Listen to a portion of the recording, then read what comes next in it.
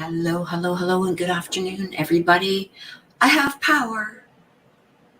I have my power back. Actually, I've had it back for probably about 2 hours. So, we are being told we could lose it again. So, we're keeping our fingers crossed. Truth, hello. Alicia, hello, hello, and welcome, everybody. So, we are going to be able to see the hearing, as far as I know, from Bryan Kohberger. I've got it up and queued and ready to go. As soon as court starts, we will be heading right over to that. I will have it up on screen and you can watch everything that's going on. Now, there's a few things that have come out in two other cases, the Chad Daybell and the Sebastian Rogers. We're going to touch on them as we're waiting for the Bryan Kohberger stuff to start. They are supposed to be starting in about half an hour.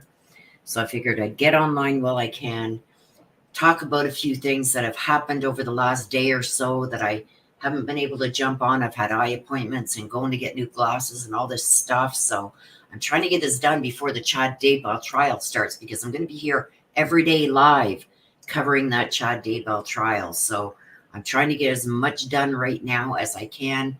I'm one person. I'm going to be covering the Chad Daybell. I'm also still going to be covering the Sebastian Rogers stuff and whatnot, the Madeline Soto, all the cases that we follow. I'm still going to be doing updates on that. I'm still going to be doing updated reads. I'm still going to be doing my Sunday live mini reads. So it's a lot on my plate. I'm taking on a lot, you guys. I'm one person running this whole show. So hopefully you guys will have some patience. Butterfly Dana, good to see you, my dear. Debbie, nice to see you too. Nana. And there we got Shy, aka Juror 11. Nana, always good to see you. Okay, so let me get this first because I want to hit on. Okay, first we might as well get the Chad Daybell thing out of the way. I did check in on that. I probably will be going live with that tomorrow. They only need 10 more jurors, you guys. They brought 18 in this morning. So now they are up to 40. They need 50.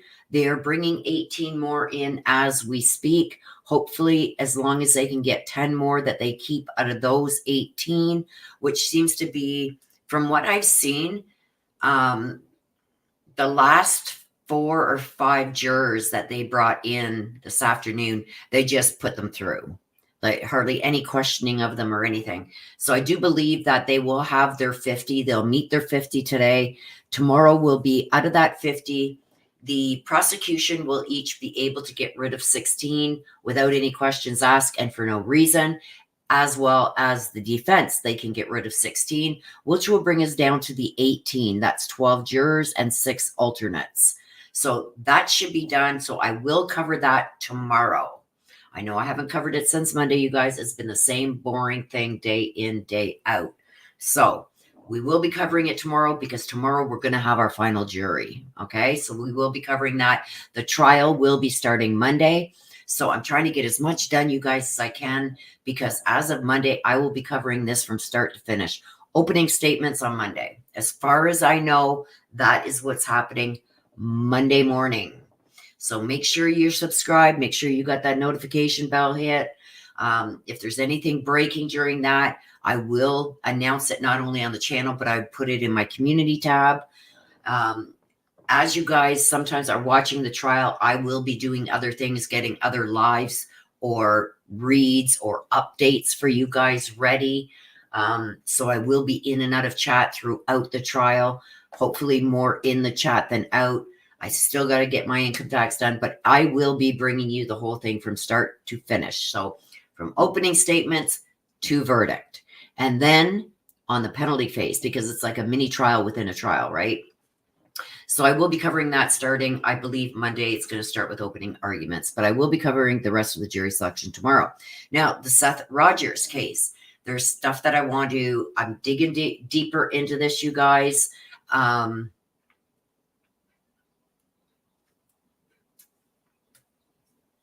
Butterfly Dance says 24 minutes, 21, 44. As far as I know, they've only got 40 right now. unless they've gotten more since the last update that I seen. Okay, so now Sebastian.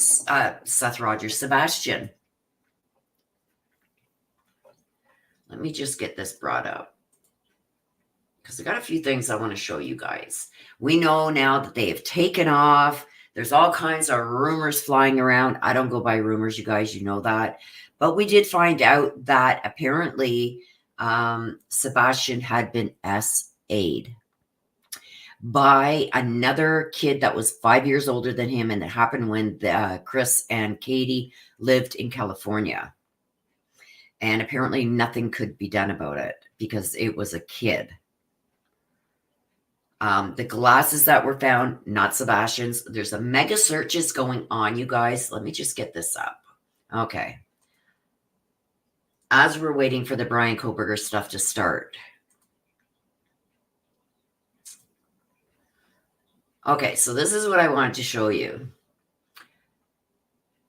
I haven't been able to bring this out. I was supposed to do the updated read on Sebastian this morning. As you guys know, I had no power. Thank you, Dawn. I appreciate you so, so much. Thank you.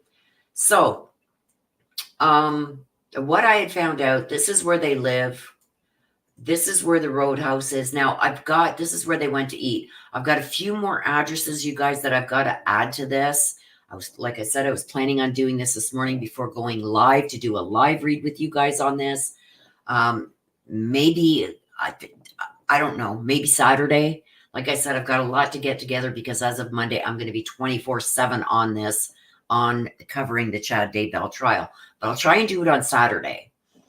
But I'm going to show you quickly. So here's where Texas Roadhouse is compared to where they live up here. So she would have came down here and came home, right? Now, way back when I did my first reading on this, I went to maps and I got 2 areas. The first area I ever got, you guys, for Sebastian was here. I was drawn to this area. So when I went here, I seen that I can go right down to Street View. Look at how desolate this is, you guys. So when I got to this place, where is it? I think it's around Hewipps. Maybe that was it there too. There's another way up here, and here is the main road to get in there. Now, I do see that there's a gate here, but it doesn't look like it's locked. And if you go up here, okay, let's get that off. Look at this, you guys. That road goes up. There's nothing around there. There is a house down here, but there's so much treed area here. You would never see somebody go up here all the way up. Look at all these places a body could be disposed of. Look at this. Up, you should pull up in here, either place here, all the way up. This doesn't look like it's traveled a lot. Again, this is where I was drawn to, is right up in this area. It's a cell phone tower. It's a cell phone tower. So how often would people go up there, right? Now, if she went up here in the middle of the night, or she would have passed right by here going home, could she have gone up there and disposed of him up there? Or said, let's go up here and check and see what's up here. There's nothing around, you guys, even like here. If she was to go up here, let's go back to the road. She would have came down this way from Texas Roadhouse. Okay. So let's go right here again. See what I mean? Nobody would have seen her. There is nothing around here. She could have scooted up there, you guys, and nobody would have seen her. Nobody. Okay, so that's one area I was drawn to.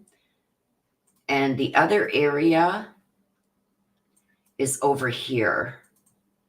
Now, I don't know why I was drawn to this. What is this? Shackle Island Volunteer Fire Department. So I don't know if this is manned, if people are in here 24/7. But I mean, there's places around here. If she would have pulled in here, they might have seen her. But I was drawn to this, and then I seen further down, like this stuff would have all been closed on a Sunday. I think this is a school. This would have all been closed on a Sunday. There's something else up here. Where is it? See, there's a little road that goes in down here. There's all these little places where she could have went into. Like I said, this is I think it's a school. Home of the Hurricaners. Yeah, it's a high school. So this would have been closed on Sunday. So nothing around this area. My whole computer just went out on me. Are you guys still there? I just lost everything. Can you guys still see my screen? Or did it go white?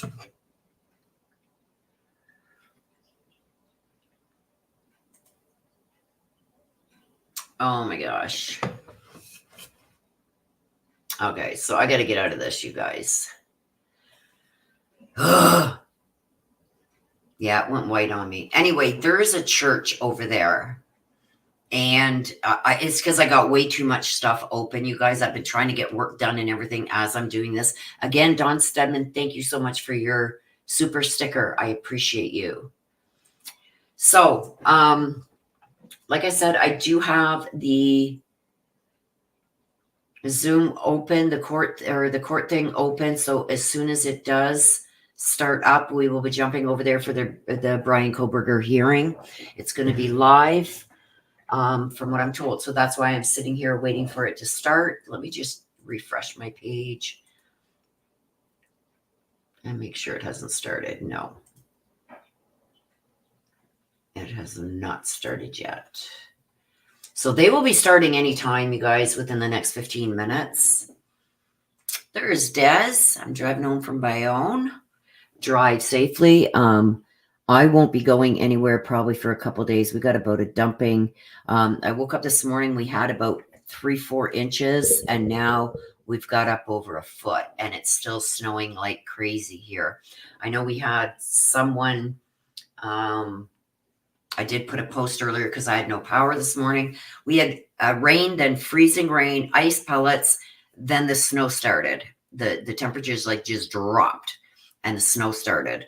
So, and after the snow stops tonight or early tomorrow morning, we're getting freezing rain again. So I'm assuming I could lose power again. I don't know. But right now we got power, so I'm happy. I know in the post that I made about not having power, I did have some left on my cell phone. Now I've got my cell phone constantly on charge in case it goes out again. There was a couple people that are pretty close to me, one in Quebec and one, oh my gosh, I forget where they said they were from, in between Ottawa and Quebec. And they're getting nailed too. So, and I think there's 100,000 people along the Ontario-Quebec border that have no power either. So we're getting hit hard, you guys. For the last day, I shouldn't say last day, but we had some really nice temperatures last week. So, and now we've got this again. People were out again, I want to say Monday, out in t-shirts and shorts again. It was so nice here. And now this again. So, like, Mother Nature is bipolar. She needs meds. So drive safely, sister. I don't know what kind of weather you're getting there. So they weren't charged, Des. So they are on charge now. Thank you, Summer Dawn. I wonder if she's going to actually stomp her feet when she don't get her way. Wouldn't surprise me, Summer Dawn. So yes, Des, I do have them on charge right now. I had been using them for my light board for my diamond painting. And then I found it was easier just to plug it into my computer. So, and totally forgot to charge them. I usually have them charged. Joy Wilson, I'm so sorry to hear that. Prayers, love, hugs to you. You're in our thoughts and in our prayers. Thank you again, Summer Dawn. Joy Wilson. I'm so sorry to hear that.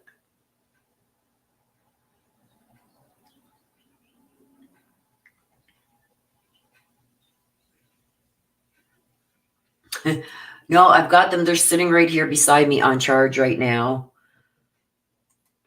I knew she was going to say that. She did. She sent me two. She sent me a really big one, and she sent me a smaller one, like a pocket size one.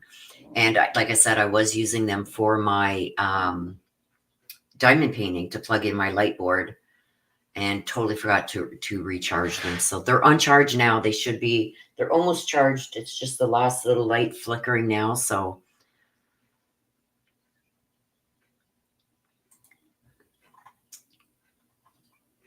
let me give some more shout outs here for people coming in. I am watching you guys. About 15 minutes. We will be starting. Court should be starting. So I will put it up on screen as soon as it starts.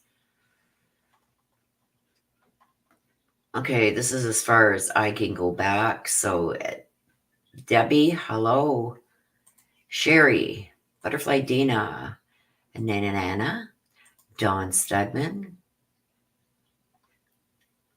Sherry, just me, Triple Fire Sign, Summer Dawn, and of course my beautiful sister, Alicia, Joy, Juror 11, in the house, in the house. Well, you best tell them, come Monday, you're in court. You are on the jury for Chad Daybell.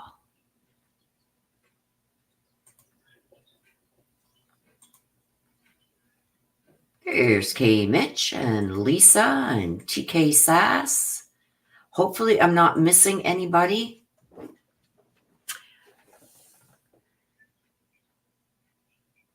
Summer Dawn says, when the Chad Daybell trial starts, I'll be in the evening portion and all day in my days off. Woohoo! Make sure you got your shit show shirt on. Summer Dawn did purchase one of the shirts from my Bonfire store. You can find the link to my store in the description of every video. Just scroll down in the description. It's in there. And I've got the Above and Beyond Ancestor Readings trial version. You got that on the front in the upper left corner. And then you got Welcome to the Shit Show on the front with the angel wings on the back. So I will be wearing mine. I've got a couple of the two shirts and I've got a sweatshirt. So probably start off with the sweatshirt. And as we get into this trial, I'll be going down to the sweatshirt and then the tank top. So this is supposed to last 2 months. So April, May, and probably into the beginning of June by the time we get done with the death penalty phase of it.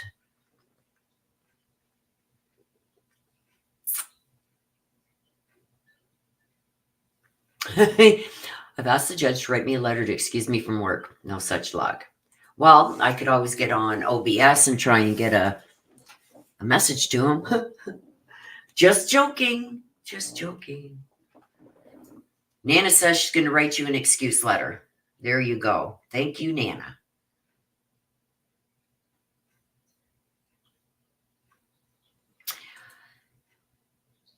And what I've heard, you guys, is with this Bryan Kohberger stuff, they were the prosecution has every right to be upset with what's happened. And I've heard a couple of YouTubers covering this, saying that the prosecution knew exactly what was going to be in the questionnaires and stuff. They didn't. They just gave the benefit of the doubt to the defense that they knew they could not give out any information or give any hints of what was going to be used in the trial, anything like that, because of the non-dissemination order. But apparently they did.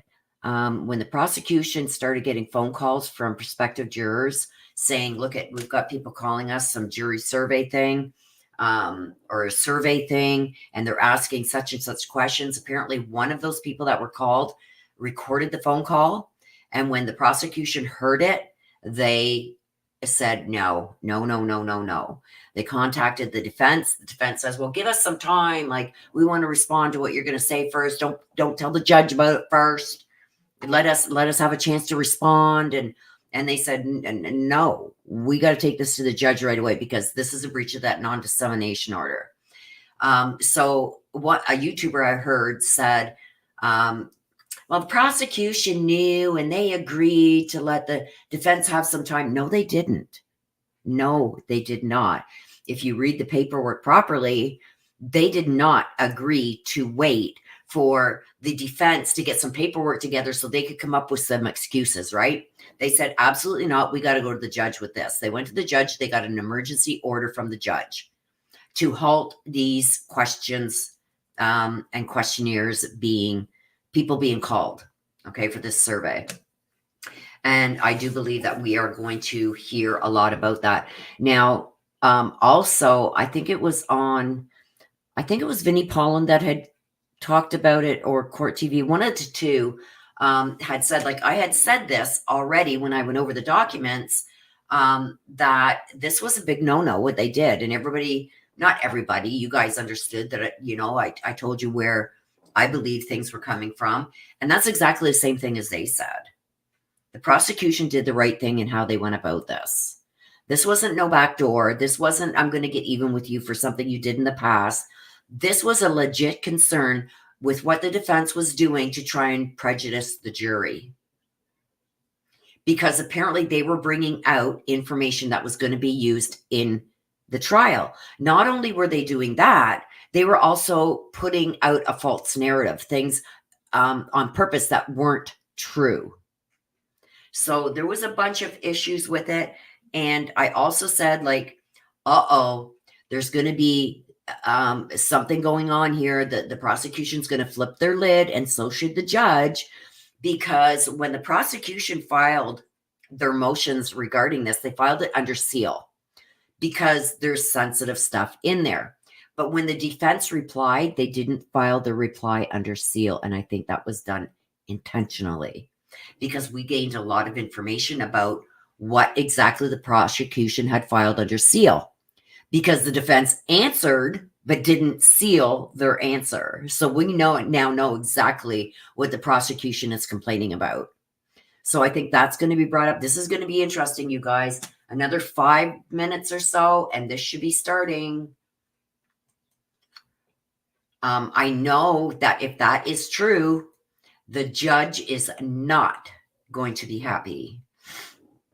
And I think if it's proven that they tried to undermine the jury pool, then because they already have a list of people that are going to be sent out or were already sent out, these potential jury questionnaires. So by rights, they should not have called any of those people that are on that jury list where they've already been sent out questionnaires. Okay, we've seen what happens in the Daybell trial. All these potential jurors were sent out questionnaires. Now they're being brought in and questioned on the answers that they gave for the questionnaires to see if they would be suitable to go on to the next phase, right?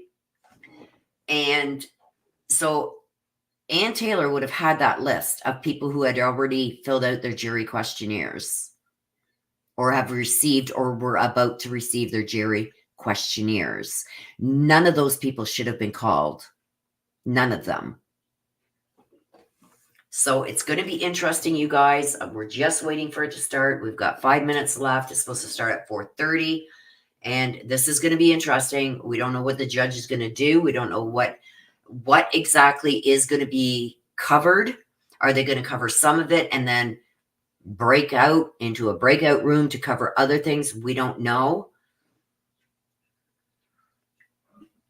But I was given the head up. I didn't see too many people. I've only seen actually one other person talking about this, about it even being covered. I was given the heads up that this was going to be covered. So I'm there and I'm waiting 5 minutes and it should be starting. Yeah, she knows how the process works, and she is just jumping on whatever she can. She knows her. Anyway, I think she knows she ain't going to win this case. I do believe that it was done on purpose. Yes, this is the emergency hearing now that they're having.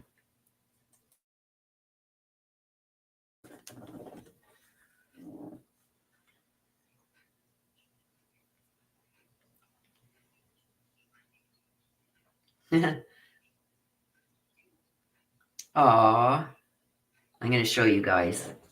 Let me just get my papers out of the way here and show you what my sister just sent me. There's my camera. There, that's what she just sent me. She's driving back from Bayonne. She says, "Love you to the moon and back." That's one of my sweatshirts too that is available on the site. Love you to the moon and back, and angel wings on the back. And then you can see up top here, it says Above and Beyond Ancestor readings with the YouTube logo. And in the front, I love you to the moon and back. You guys know I always say that. So let me just stop my camera. My camera's all out of whack here, you guys. So thank you, sister, for sending that.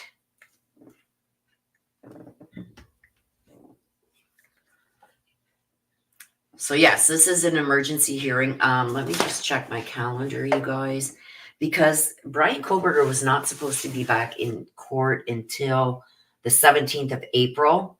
And actually, I don't think they were actually going to be in court on the 17th, but that was the deadline for his alibi. So his alibi deadline is in less than 2 weeks. They have to file the alibi.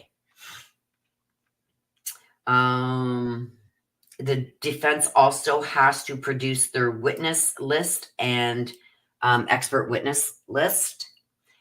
And the change of venue must be filed by then also. So that's the 17th of April. Lori Bell is back in court too on April 24th. She's finally back out of the evaluation center again.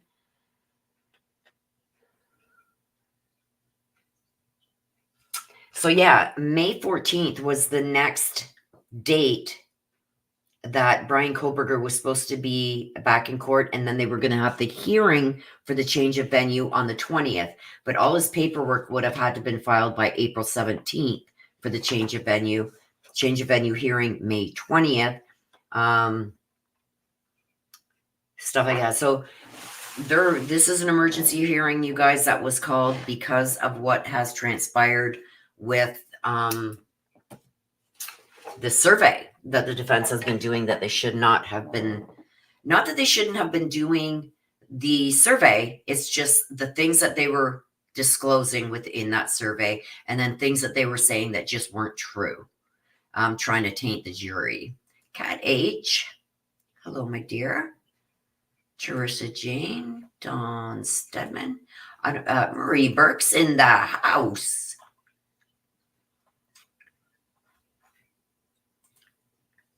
Couple more minutes, you guys, and we should be starting. 2 minutes, 2-minute warning. Let me refresh here and make sure. Let me see if it's up yet.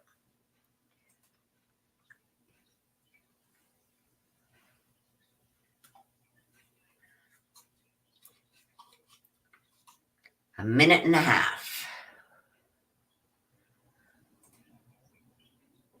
And we know nobody's ever on time.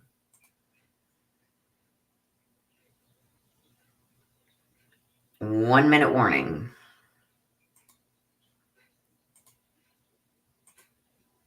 Okay, let me get over here and see.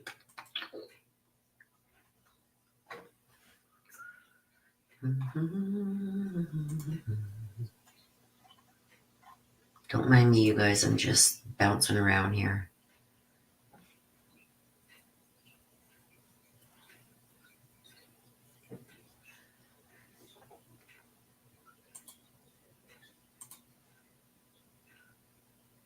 Come on, you guys. Let's go.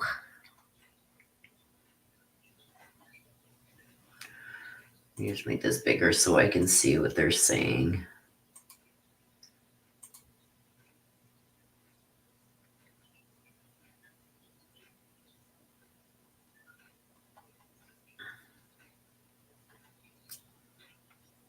They could be talking to the judge in chambers. So that's also why, could be why it hasn't started yet.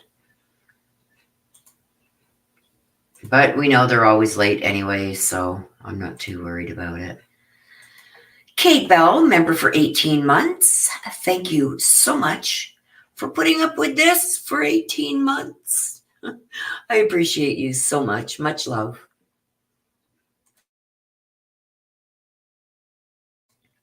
18 months. We've got some that have been here 3 years.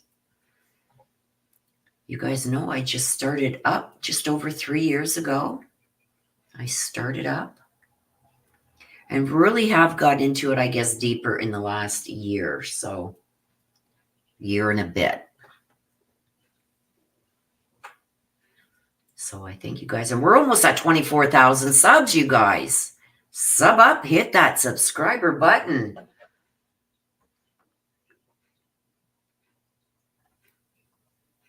Almost 24 subs. I'm humbled. I'm honored and I'm humbled. And I thank each and every one of you because you guys make it happen. You guys make things happen.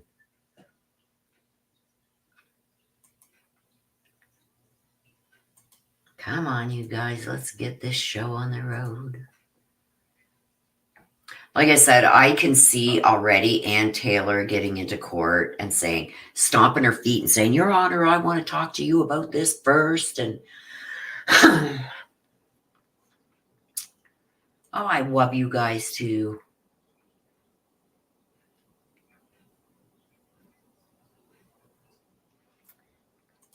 Summer Dawn, yes, you've been here for so many faces that I see that have been here since the beginning.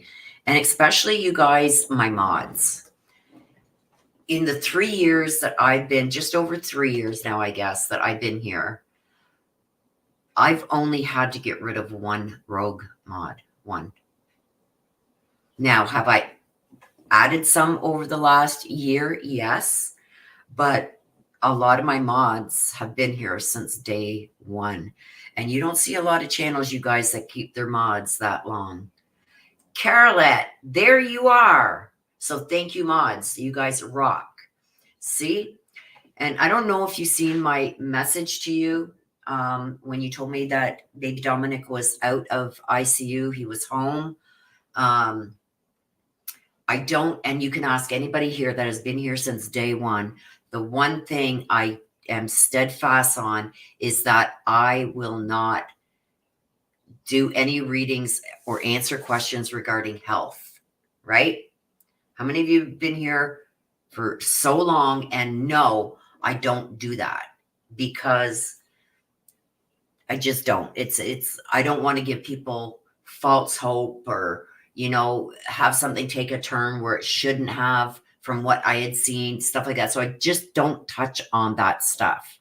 But when Carol was in and she says, Willow, please say prayers for my grandbaby. They weren't given good news. They didn't know if he was going to make it. And I got message from my ancestors and my whole body just shivered. And I said to you, if you remember that a couple weeks back, I said to you when you told me this, I said, Carol, don't worry. It's going to be touch and go, but he's going to be okay. And look at that. I just get body shivers again. So thank you, ancestors, for telling me to tell her, which went against everything I believed in. I had to tell you because I know how stressed you probably were. And from that day on, every night, I said a very special prayer for Dominic. And thank the good Lord, prayers were answered. And baby Dominic, apparently he did, from what Carol says, he code blued a couple times, but now he's good. And now he is home. So there it was when I said it's going to be touch and go.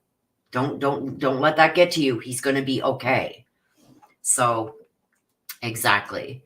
So for those of you who, question sometimes, I went against my own rules and had to tell Carol that because that's how strong I felt about it. Even though I was shown it's going to be touch and go, he's going to be okay. And I had to tell you.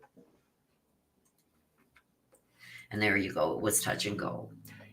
So I am so happy. I thank the Lord every night that baby Dominic made it through and is home, and give him bunches of kisses from me, please. And all the prayers from all of you, all the subscribers that prayed. Thank you, you guys. It shows that prayer helps. So thank you. Yes, the power of prayer is proven over and over. She said he coded 2 times. That was the touch and go I seen. Was it the touch and go after I had told you that, Carol, or was that before I told you that?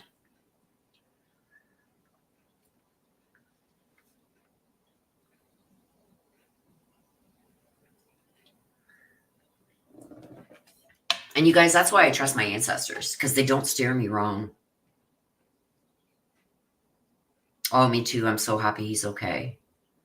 Thanks to all of you. So when he coded, Carol, was that after I told you things would be touch and go, but he will be okay? Or was that before? After? Okay. She says after. So yeah, so exactly what my ancestors gave me is what happened. It was going to be touch and go. He coded twice, but he's okay. He made it. There's Charissa. He developed a brain bleed heart issue. It was really touch and go. Yeah. I'm just glad that I know my ancestors. Okay. Guys.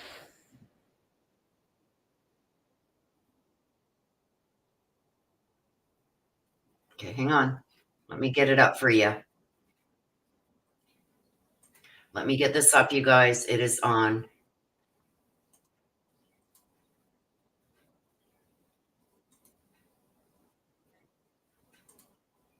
The people put one in the chat if you can hear it. To conduct this survey did exactly that.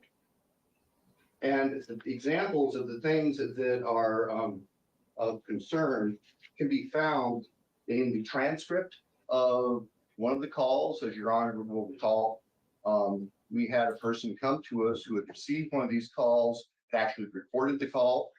And so our office prepared a transcript, and that was attached as Exhibit D, I believe, to our motion for order prohibiting contact. In addition to generic questions about the criminal justice system, here's where we get to things that concern the state immensely. Question: have you read, seen, or heard if Bryan Kohberger was arrested at his parents' home in Pennsylvania? Question: have you read, seen, or heard if police found a knife sheath on the bed next to one of the victims? Question: have you read, seen, or heard that DNA found on the knife sheath was later matched to Bryan Kohberger? Question: have you read, seen, or heard if Bryan Kohberger owned the same type of car recorded on video driving in the neighborhood where the killings occurred? Have you read, seen, or heard if the cell phone tower data showed that Bryan Kohberger made several trips near the victim's home in the month before the killing? Have you read, seen, or heard if the university students in Moscow and their parents lived in fear until Bryan Kohberger was arrested for the murders? Have you read, seen, or heard if Bryan Kohberger said that he was out driving alone on the night of the murders?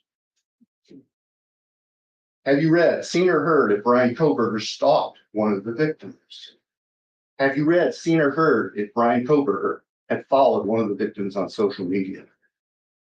Your Honor, there is absolutely no question but that those questions are disseminating by means of communication evidence expected to be presented, evidence that could be or would be inadmissible at trial. And I will say there are a number of these representations placed in the form of a question, but representations of fact that are not true or that would not be offered at trial,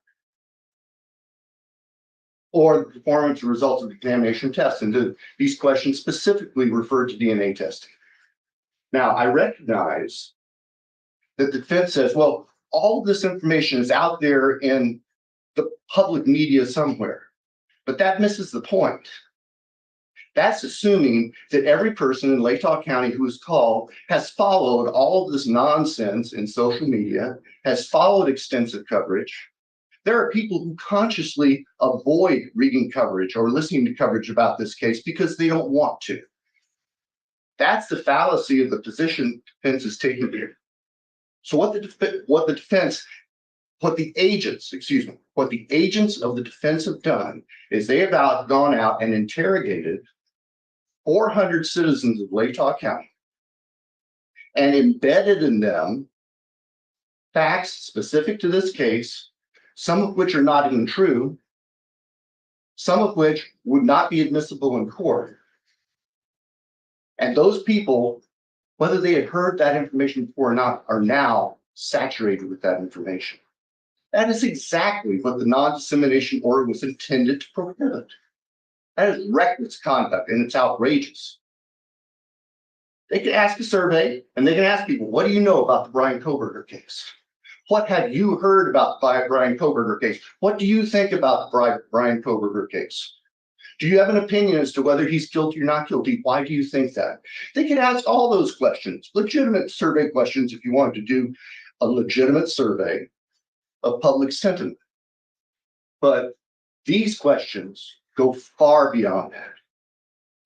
And I recognize that that it is represented that the survey questioning here in Latah County with those 400 residents has been completed, but they're already saying they want to take these questions out to other possible veneers. Doing the same thing in other potential jury pools that they're doing with our own. That is far beyond acceptable.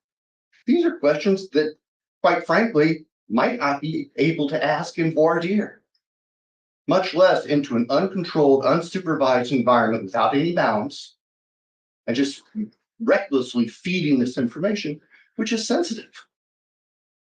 And it's particularly sensitive when it comes to information that the state does not believe is true, or the state does not believe would be admissible or would be offered at trial.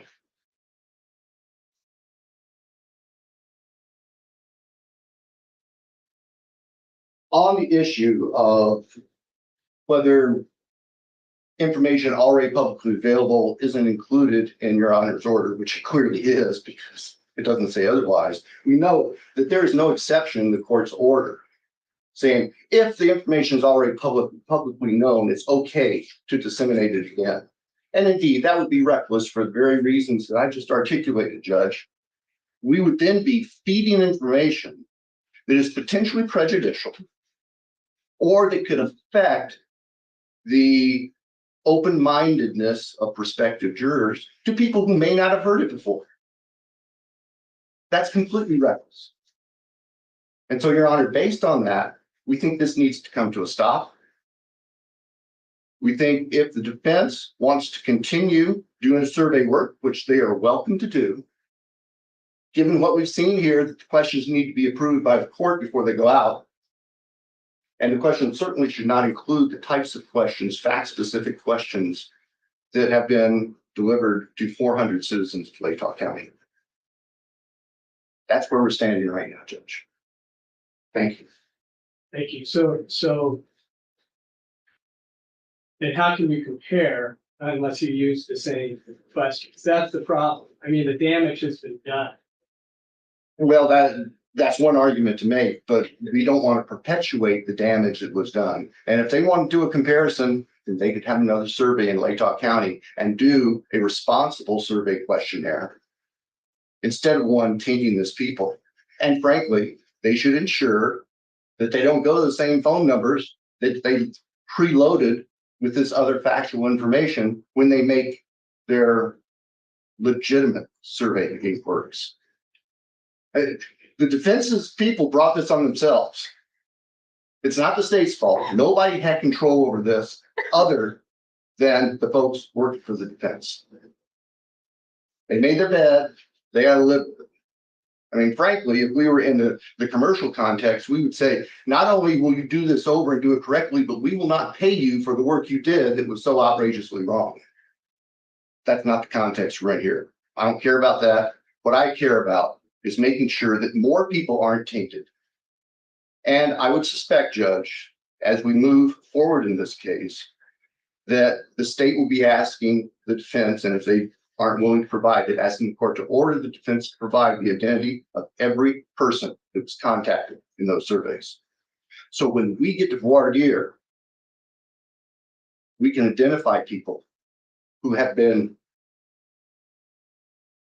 contacted, I guess is the best word to describe, and faced with these questions. And so we can incorporate that into the questions during voir dire to see just how much impact, if any, it had on each one of those particular jurors. I don't know how else to deal with this. I realize, Disqualified 40 people. well, we 400. 400, that's what I meant, sorry. Yeah, 400. And we can do that. You know, Lake Tahoe County has what, almost 40,000 residents, although not all of those are going to be part of the jury panels, prospective jury panels, but 400 may be a reasonably small number. And yes, I think that certainly would be a viable solution, is just identify those people. We can certainly identify them by telephone number it was called, and just not include them on the list. Since you're standing up, you want to talk about due process? Actually, Mr. Nye is the one prepared to talk about due process, and that's why he's on. He's available by Zoom. If you'd like to have that now, that would be good. I'll come back to that. Yes, sir. Thank you. I'm concerned about that, Ms. Taylor. So go ahead, your turn. Your Honor, we have Bryan Edelman ready to testify by Zoom about these surveys if the court would hear his testimony.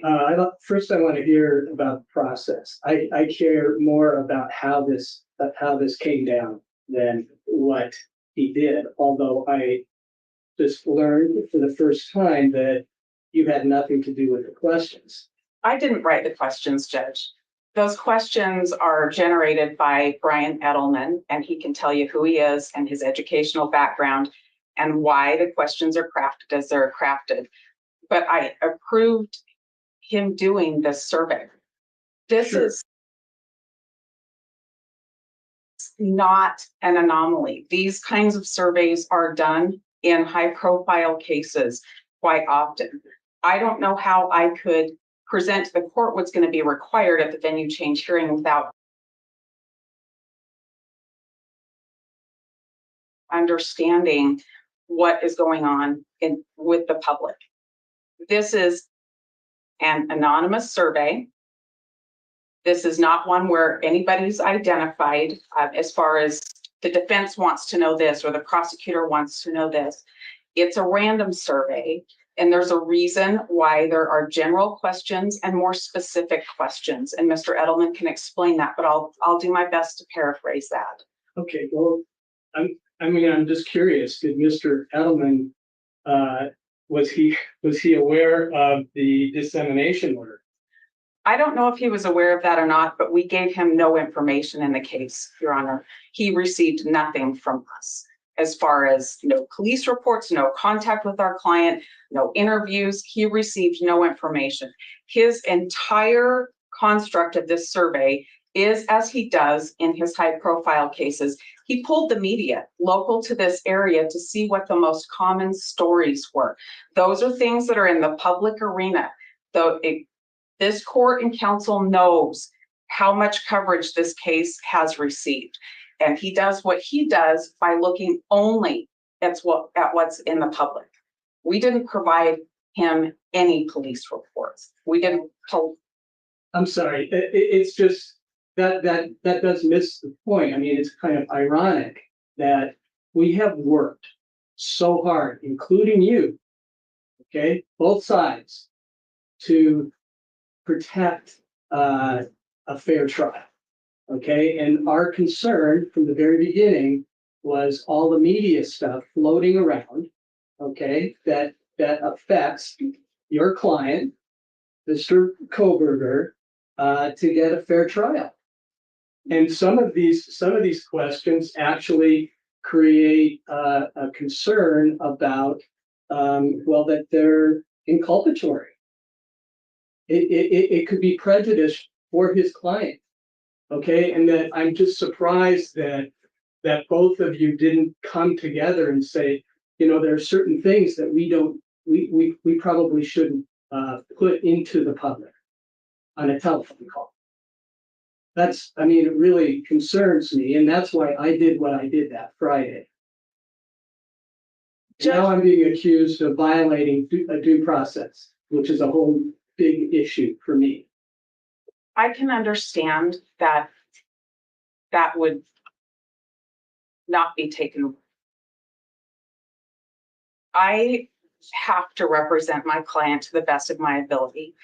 And the reason for that, Your Honor, with all due respect, I was shocked to see the court issue an order within hours of the state filing a motion late on a Friday without giving us a chance to be heard. And that's going to delve into our argument on due process. But since it came up and since that feels like the elephant in the room right now, I think maybe we should just go ahead and address that. Sure. And that was my motion. And I asked you to set aside the order that you made without having a chance to hear from us, making a decision that now you're locked into. And it was a one-sided I'm decision. not locked into anything. My order didn't say it was permanent. Maybe And it told you that I was going to have a hearing. maybe I phrased that very poorly. It's a decision that you already made. Okay, let's go back. I got the motion at 4:30 on Friday. Now, it doesn't even reflect, you know, just when it was filed, because Odyssey has a delay, right? So I get the motion at 4:30 Friday. I get a response from you at 4:45 Friday, right? I don't know what time you received it, but I That- filed an that's when I objection the got it. minute I could. Because then you know that about 5 o'clock, that's when I issued that. So I had a half an hour. I read the materials that were attached to the motion that the state filed. And I had very little information. But it seemed like there were some real legitimate concerns about the survey. And obviously, it turns out there are concerns, legitimate concerns about what was done in the survey. So in my order, I told you that I was going to set a hearing.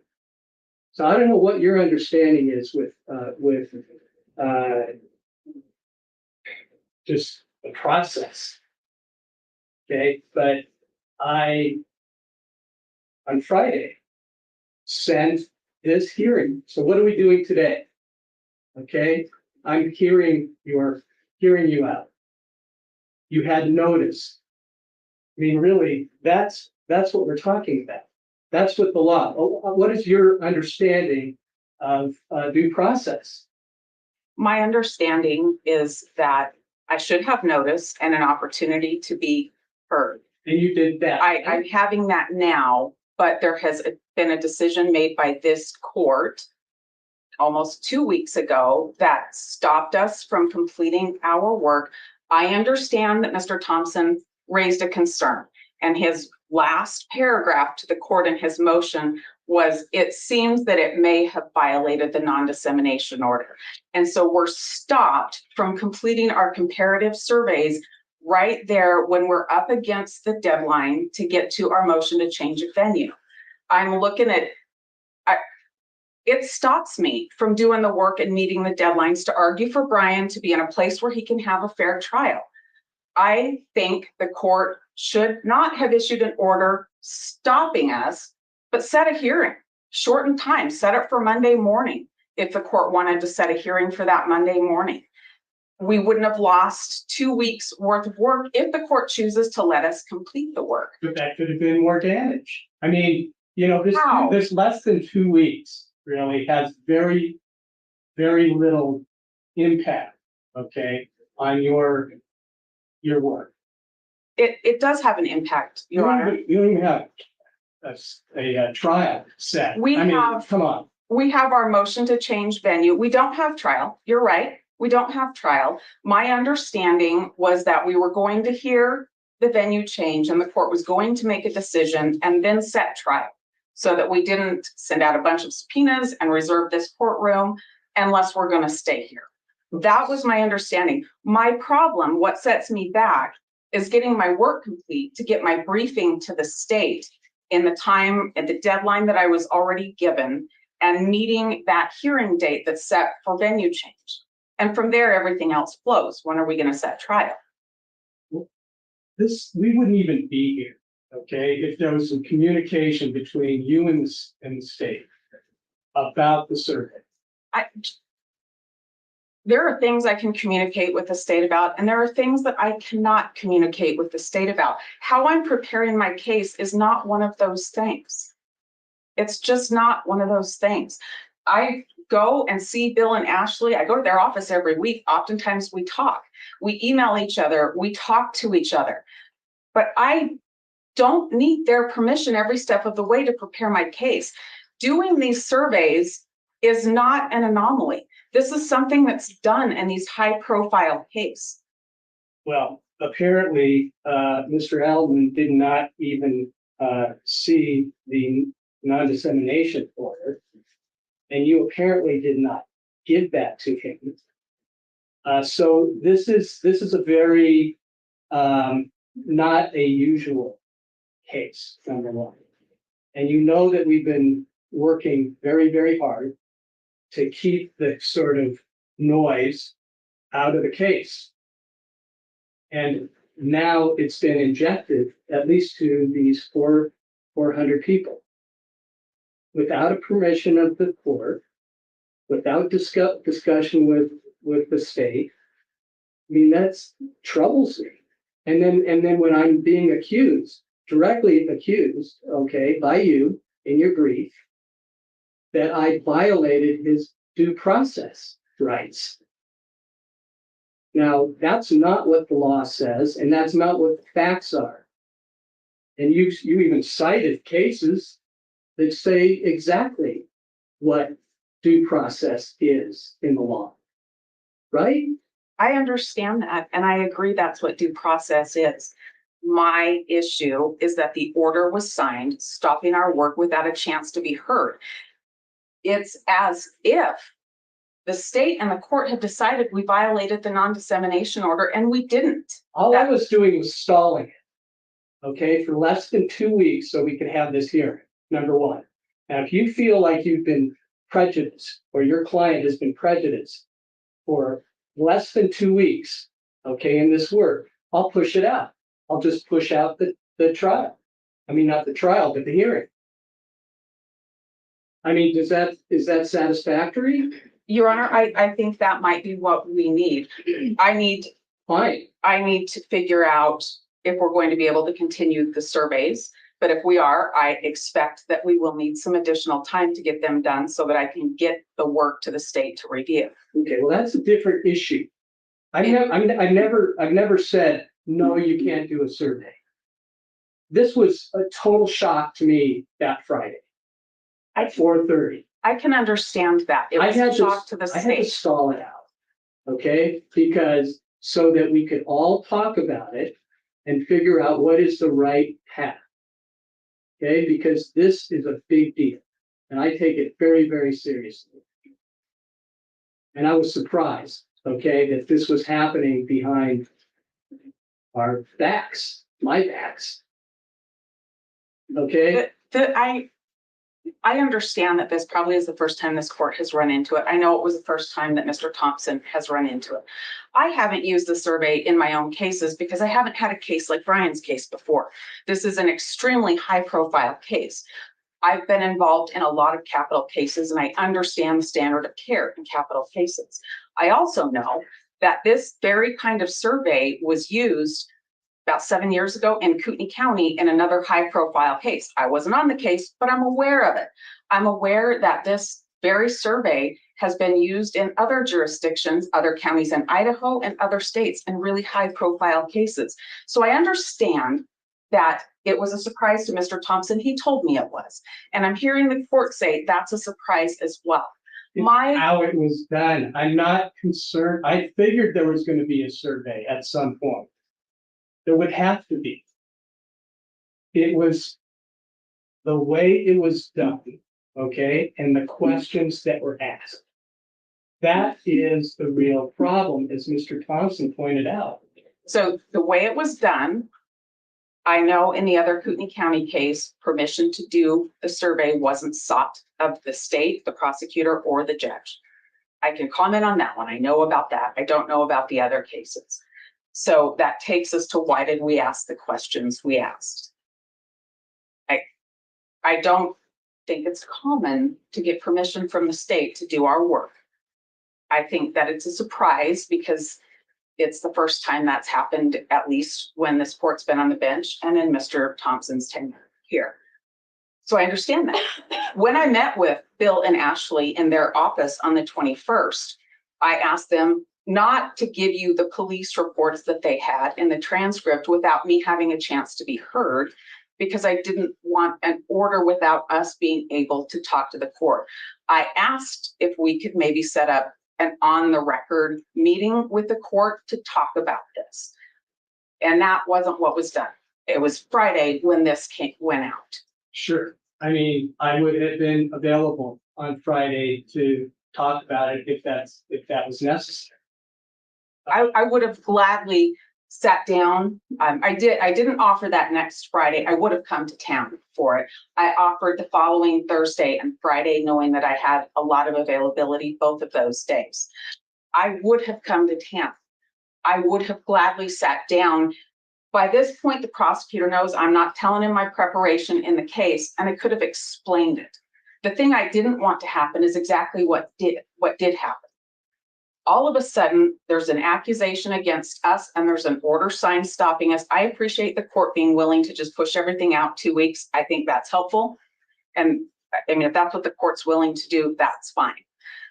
But the problem is we are stopped and then we have to respond to this. And if you think about the non-dissemination order, for sure, we wanted that non-dissemination order. We're the ones that asked for it. We're the ones that argued for it. We also know that our non-dissemination order mimics Idaho Rule of Professional Conduct 3.6. And when you look at that in the comments of that, I think it's helpful. There are things that we can say publicly, but we choose not to. Our team doesn't even so much as answer no comment to emails, to calls, to people trying to talk to us, because we just don't want to do that. It's easier to say nothing. So the construct of this survey is to ask these general questions. And then you ask specific ones because you get different answers when you ask those. It is not injecting information. They are, have you read, seen, or heard? And remember, these are anonymous and these are random. So they're not planned. Nobody's planned to be contacted. I don't know the names. I'm sure I can get the phone numbers if that's what the court wants. But I don't know who the people are. Nobody's identified as the person they're being called on behalf of, even when pressed by Detective Payne, that people conducting the survey didn't know. If we go back to the non-dissemination order, which mirrors Rule 3.6, that's to prevent lawyers involved in a case from making statements that will be widely disseminated, right? To talk to the press. And the purpose of that is because I read the police reports. I would have a little more credibility than anybody else on the street saying something about the case. Same with Bill. That's the purpose of it, so that we don't say things to the press on Dateline on 48 hours, because we've actually read police reports, we've interviewed people, and we're doing the work on the case.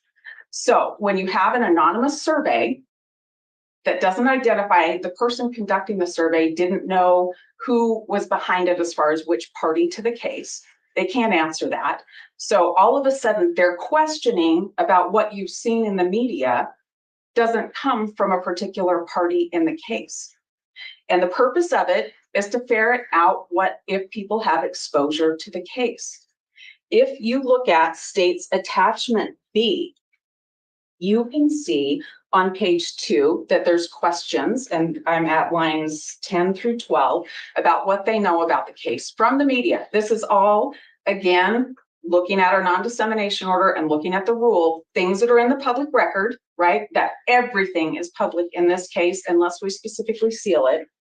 So this person says they don't know much. And then if you go to page 4, there are several things they do know. And that's the purpose of it. When somebody's given a broad question, tell me what you know about this. They're like, I don't know. I don't really know what you want, so I'm not going to say anything. And they don't give you an answer. But when you say, have you read, seen, or heard X? Well, yeah. And then it's the next question. And if the answer's no, I don't, it's next question. Nobody's saying, well, it was in the newspaper on 15 occasions. And this is particularly borne out when you think about the things, and the state said it, some of these things are things that are just not true. That's what the Haddon case tells me I have to show you. It's not enough that there's just a lot of media coverage, and it's a lot more harmful if it's media coverage about things that aren't true. So it's nobody's injecting anything into the case. A random small percentage of the population is contacted. Have you read, seen, or heard things that are lifted straight out of the media? And if the answer is yes, you move on. If the answer is no, you move on. That's what the survey was about. And you can see why, looking at pages 2 and 4 of State's Exhibit B. And I think that we should also think about what the words in the non-dissemination order mean. When you say we disseminated information, that means to make widely available. This is a one-on-one conversation with no party identified. This isn't making it widely available. When you talk about disseminating information, the definition of that is to put it out there by public means, radio, TV, social media. And that's not what was happening either. These were questions. And they were things lifted 100% from the media, 100% already in the public record. And it is a one-by-one conversation. This isn't something that's being put out there through social. Well, it kind of is. Well, now it is, but I certainly didn't expect 400 this. people, okay, it's planting some seeds where then people are encouraged, or they think, oh, wow, I didn't know that. I'm going to look more into this. I mean, again, we were trying to keep the false information that was out there in media land, that it wasn't going to affect your client. I agree. This is less than 1% of the population. It's one-on-one. It's not by means of public communication. To think about alleging that we violated the non-dissemination order is basically alleging that we violated our ethical rules as well. And there's parts to it. I'm not accusing you of that, especially now that I know that you that you didn't. I didn't write the questions, Yeah, but I knew what was right. going to happen. Well- I take responsibility for the choices on the case, Judge, but I just don't think this is a violation of the ethical rules or non-dissemination order. These are questions about things already in the public record. That's in our order. That's in the rule. Let me ask you this. I mean, really, getting hit by this on late on Friday afternoon, okay? I mean, I'm not sure what a judge should do in a situation like that, but I just say, yeah, no, keep going until we can have a hearing in 2 weeks or less than 2 weeks. Or do you just pause it down so that everybody can talk about it and figure out if there is an issue? That's how I looked at it from where I was sitting and what the information that was provided to me. And you did respond to it, but you said you were going to submit a brief and affidavit. That's great, but it was 5 o'clock on Friday. I know. So, And I mean, I can't tell you how frustrating that was for me. I had this conversation with the prosecutor the day before. I'd offered to come and talk to the court and let the court look at all this. I knew full well if they did exactly what they did, the court would sign an order before I had a chance to say, hey, wait a minute, let's really look at all of the words in the non-dissemination order. Let me tell you why we did this. I knew exactly what would happen. I don't want to say that there's like that you should do something different. I want to be heard on these things. I don't want the court to, on a Friday night, get a flurry of things that I can't respond to and ask you to think about the bigger context. We're lawyers, words mean something. what did you Also, think I wasn't gonna give you an opportunity to be heard? No, your order said I could be heard later, but there was a decision that was made then.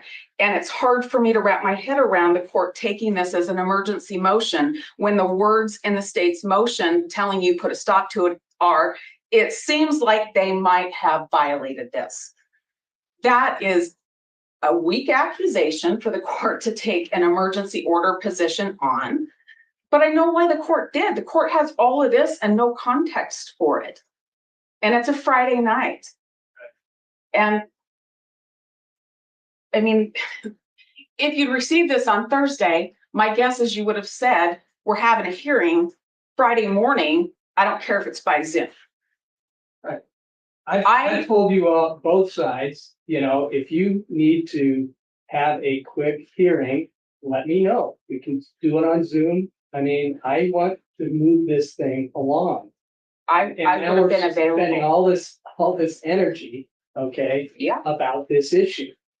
I lost a weekend of what I planned to respond to this. I thought we would probably be dealing with it on an in chambers on the record meeting on the Thursday or Friday until I got the motion. I have about 7 briefs in now. Well, you can see we lost a lot of time. I'm not complaining about it because I'm learning a lot. The last thing I'm gonna say on this, Judge, is that non-dissemination order contemplates that you make this statement that you reasonably know is gonna go out and harm the trial. This survey was never intended to do anything but identify issues within this county to support or defeat our argument for venue change. When you hear from Brian Edelman, which I don't know if you have to now because I've said most of the things. I'm happy to hear what he has to say if you want him to be said to me. You would know, and you probably know from his affidavit, sometimes he recommends against venue change. Sure. Because it's not there. He's done with Latah County. The results aren't compiled yet. I anticipate he'll recommend we change venue. Where we are now is we'd like to finish the other 2 counties. You don't have to do 2. You did say that he said that Latah County is biased. I anticipate he's going to recommend we change venue for that reason. I'm interested from him how he defines bias. And We all have some biases. I will not put words in his mouth for that one. I'm not expecting you to do that. I will either have him testify today if you want to hear it today, or we'll do it at the venue change hearing when we get there. The question, I understand the court's willing to set our deadlines out 2 more weeks for venue issues. The question remains then, what do I need to show you? What do I need to present to you so that we can do a survey, a comparative survey? The target is 2 additional counties, and I really hate that I'm in here telling you all what we need to do, but here we are. So what we need to do is survey 2 additional counties. And I mean, we don't have to, we can come in with what we have, but generally I think courts ask, where could we go? And I think that's a fair question here, because we do know the media coverage has been extensive. And so I think it's fair to understand if there's a difference. If there's not, then you're left with Are you going to tell me what counties? I mean, I can. Do you want me to publicly disseminate that? Because this is the very definition of public dissemination. I don't know if that should be done, or it seems like it could have some, whether or not there's some credibility about the survey, depending on what county you are looking at. We have very different counties and different thinking throughout the state. So I don't know what Mr. Edelman has in mind, or what you have in mind. I can tell you, Your Honor, his recommendation is that we do one of the counties in southeast Idaho because it's a different news feed and it's not on the front page of the paper every day. So we will do a southeastern Idaho county. That would either be Bannock or Bonneville, and I think Bonneville is slightly bigger than Bannock. The other county is Ada, and the reason for Ada is because it has a very large courthouse with a lot of good security, and that court system has handled high-profile cases in a way that's safe for everybody. The population's very large there, so even if we had to draw off a lot of jurors, would have the population there to do it. Additionally, Ada County makes sense when you look at the Rule 21B, the convenience because of the airport and the number of out-of-town people that will be coming in, and the ability to have hotels and restaurants where there would be people wouldn't be running to other people necessarily. So Ada makes a lot of sense for a lot of reasons to me. Those reasons, the courthouse security and places to stay among them.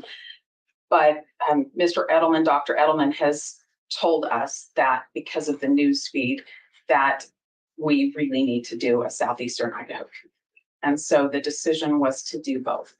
And in my mind, that is because it makes sense to know if we're going to go to the time to understand this and really give the court a picture, the court might want to know those two questions. Thank you. Sure. I don't think I have anything left to say right now. Okay, thank you. All right, Mr. Thompson or Mr. Nye? I'm not sure that the due process issue is something that's at issue right now. I think I've already made it. This decision, I mean, based on the facts and the law, I mean. There's no due process violation here. No. There is nothing wrong. In fact, law contemplates the court can take emergency action to stop something and call a timeout until it affords everybody the opportunity to have their say and the court can make a final decision. That is all Your Honor did here. And I would suggest, Judge, that it would not be prudent or proper for Your Honor to change or limit your own authority on that. I think that you have to continue to reserve to yourself the ability to act quickly, to cause a timeout if you are alarmed sufficiently to justify that, and to give the parties an opportunity to appear before you and sort it out. Before I'm not going to change that. That's for sure, because the law allows me to do that. Yes, sir. And I know what due process means. And I say that only in light of an email that your staff attorney sent to us the other day ago that suggested that maybe the court was not going to be entering orders without full hearings with everybody. Oh, well, but Ms. Taylor wanted, she said, from here on out, we're going to talk about that too. Because now I understand, because I haven't seen it yet, because I didn't have a computer, that you are stipulating to sealing all the discovery stuff. And I just stopped, okay, in terms of signing on those orders that you're sending me, because I don't want to be accused of doing the wrong thing. And there's another situation that you brought up, Ms. Taylor, about that there was a prior thing where I had done that about the IPV. Yeah. And the state asked to do a public order, just to say that we provided the IDG or some of the IDG to you. And that doesn't really say anything except that. But you were criticizing me for that too. Your Honor, to be clear, it's not the content of that order. My concern is the process. My concern is you it feels like from our perspective that Mr. Thompson says, hey, judge, can you do this? And I'm getting ready to weigh in and it gets done. But you didn't, I didn't get a response from you. Your Honor, that was out the same day. I was in the process of writing, and this was by letter, it wasn't by motion.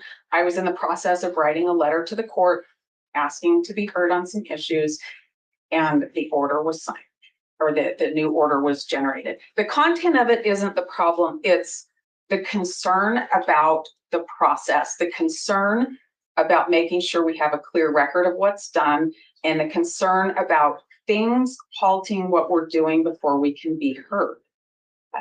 And Okay, but did you want that to be not sealed? No. The other part, all the IGB stuff, that's like 6 pages, 7 pages? No, Your Honor, I don't have a problem with what the court ended up doing. I was concerned about the process. And then having this order issue on a Friday without having an opportunity to talk about it, my alarm bells go off, and I think this can't happen.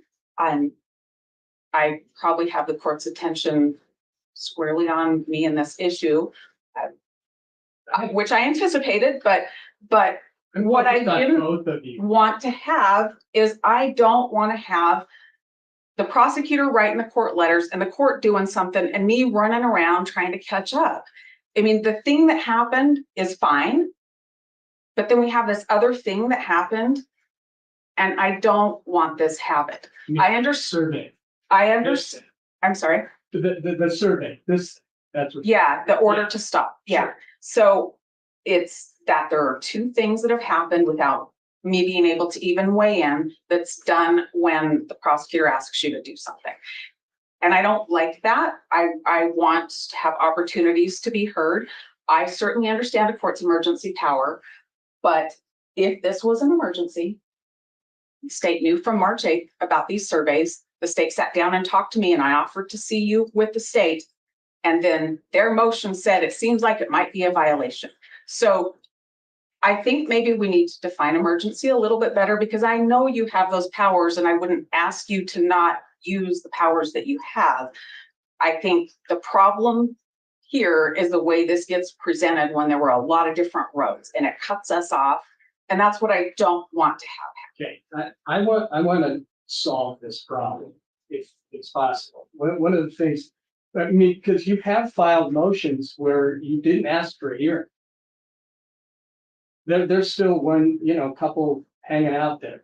Okay, and so I don't know if I'm waiting, okay, if you're asking for a hearing or not, or if because historically you guys have worked really well together, okay? Stipulations, but then I don't get a stipulation, I don't get a request for a hearing. So what am I supposed to do then? So what I'm starting to wonder about is maybe we should just have a hearing, okay? At least once a week. I mean, a month. Maybe once a week. I'm here every week. Maybe You can once do a it. week. Okay. You can do it. Like a Thursday afternoon. That's Okay. the day I'm here. And then, okay, so, and then we can kind of clean out a lot of these things that are sealed or, arguments about this or that. I don't particularly want to do that, but you and the court, okay, both of you, I say you, both sides, that you worked really hard, okay, to protect the goal of a fair trial. And all of a sudden I feel like it's cracking a little bit with the work together, okay, because if we have to have hearings on every single thing, we got a long ways to go. And it's a lot of time, it's a lot of work, it's a lot of money, and it just makes everything more difficult. So if you can come together on certain things, then it's a stipulation that we need, then it's a stipulation. If it's a hearing, it needs a hearing. I'm fine with accommodating whatever needs to happen in short notice too. because, like I said before, I just want to keep moving on this. Just so it's taking a long time. Your Honor, I think the record shows that we have been able to stipulate probably to the majority of things. I don't keep count. There are some issues that we have not been able to reach agreement on. And bringing it back to the issues that are before the court right now, I realize we have a bigger picture to talk about. But the defense makes a big deal about the state hearing that there was these surveys. There were surveys going on in our community back in around the 8th or so of March. And as the declaration that's been filed with the court shows, yes, we did. And we immediately referred that to law enforcement to investigate, find out what these surveys are about, find out who these people are that are doing the survey if you can, get that information to us. And that process is in the works. And just days before we were able to meet with Ms. Taylor on the 21st of March, just days before, we got the reports from the police department, and we also got that recording. That frankly, the recording is the icebreaker on this. It's the game changer because it's literally what was being said, what was being asked, what was being represented in the form of the question. Ms. Jennings called, reached out to Ms. Taylor, say, do you know anything about this survey?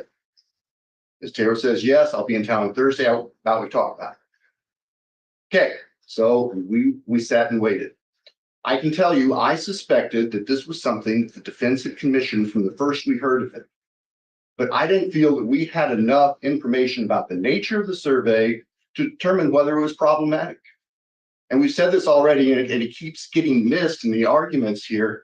We don't care about surveys. We care about these particular questions asked in this particular survey. The defense is welcome to contract with people from California or wherever, I don't care, to go and ask people, can you be fair? What have you heard about this? All of those questions that Ms. Taylor was just talking about at page 2 of the transcript, those are appropriate questions for a survey. Page 4 are not appropriate questions for a survey. Just because they're put in the form of the question doesn't change the fact that they are an affirmative representation of a fact that if the hearer, the listener, was not aware of it, now they have been tainted by it. They have been, in your Honor's words, they have been injected with that information. That is a clear violation of the non-dissemination order. To think there's a distinction between putting something out in a press release and talking to a private citizen is a distinction without substance. Those are both public contacts. And I can guarantee that if I went down to the bar and had a few drinks and was talking with some people and say, hey, did you know about this, about the Kohberger case, and the defense found out about it, they would go ballistic. And for good reason. That should never happen. But that's exactly what's happened here. Not by Ms. Taylor. I'm not faulting Ms. Taylor for the questions themselves, but by the people they hired to do this. And it had to stop. Your Honor was absolutely correct. Cut it off. And let's sort this thing out. And if we lose 2 weeks, well, we can make up 2 weeks. Your decision was perfectly appropriate. For the defense to claim that there's some due process violation there is without any legal basis. The defense's objection is, we don't like it, Judge. Well, there's lots of things that happen in court that I haven't liked, not in this court. Well, probably a few. Well, maybe with Your Honor in other cases outside. That happens. That's part of the game. I'm not here to. But just because somebody complains doesn't mean that it's legally wrong, and there is no due process violation here. And Mr. Knight is prepared to argue due process minutiae if that's what we want. But I don't think we need to deal with that. We are dealing with the issue of these questions in the survey. They are completely inappropriate. We have a group of at least 400 people in Lake Tahoe County who have been exposed to this in violation of the non-dissemination order. I think Your Honor is probably right. The only way we can deal with, or the best way to deal with that, would be to exclude them from any prospective jury pool. But we sure as heck don't want to say to the defense's consultants, yes, go do this in other venues as well, where if we can't pick a jury here in Lake Tahoe County, we have to go to. Go ahead and mess with them too. That's ridiculous. I do not question the right of the defense to commission surveys, responsible, proper surveys, as part of the debate over venue. But this survey cannot stand. If they are going to do that, they need to start from scratch if they want to compare it to Lake Tahoe County. There is no way to take the 400 responses that have been loaded with these factual representations in the form of questions. There's no way that that can fairly be compared to surveys without those questions anywhere else. It's apples and oranges. And yes, it may be an expense, and it may be a delay of time, and it may be an inconvenience, but it is not of the state's making. It is entirely the responsibility and the fault of the agents of the defense. Entirely. We don't care if there's a survey. Now, I'll keep saying that because we keep hearing from the defense that we don't do surveys in Lake Tahoe County. That's not the issue. We know a survey is going to happen here. Now, when it comes to this idea of what happened 2 weeks ago, when we met with Ms. Taylor, we said, Ms. Taylor, actually I said Ann. We gave her the information. We talked about it. She indicated she wasn't aware of the actual questions. We said, we are very concerned about this. This needs to stop. And the response, if I remember, was along the lines of, well, we think they're about done in Lake Tahoe County anyway. I said, well, we need to bring this to the court's attention. Here's my proposal. We will send a letter to Judge with these attached, copy to you, and then we can have a discussion. And I was told no. The defense did not want, Your Honor, to see this without also having whatever they wanted to offer in response to it as well. I said, well, that's not how it works. I mean, we'll file a motion. Normal law practice. I've been practicing for 43 years. I lose count now. If you can't resolve something, you file a motion with the court. If there are things you want to base your motion on, you attach them to the motion, and we proceed from there. And so that's where we left it. Ms. Taylor did say, well, I could be available the following Friday, Thursday or Friday, to talk with Judge. And to my mind, well, that's too little, too late. As far as we know, these surveys are going on again right now. Wrapping up or starting somewhere else, whatever. It needed to be addressed quickly, not wait a week to have a conversation and then go into a conversation where you're left cold. We walk in the door and we aren't able to provide you the basis for our concerns. So you are completely helpless with information. That's not how it works. That's not how informed decisions are made. So we prepared a motion. We made the attachments. We filed it mid-afternoon, early mid-afternoon, not late in the day as it's characterized here. And I appreciate that Your Honor didn't see it till later in the day. Right. But that wasn't the intent. The intent was to get it filed as quickly as we could. There was no scheme to do some 5 minutes to 5 o'clock filing and take some advantage of the defense. That's not the way we do business. That's not the way I do business. And frankly, it's a little offensive to have that suggestion made, but I'm going to move beyond that.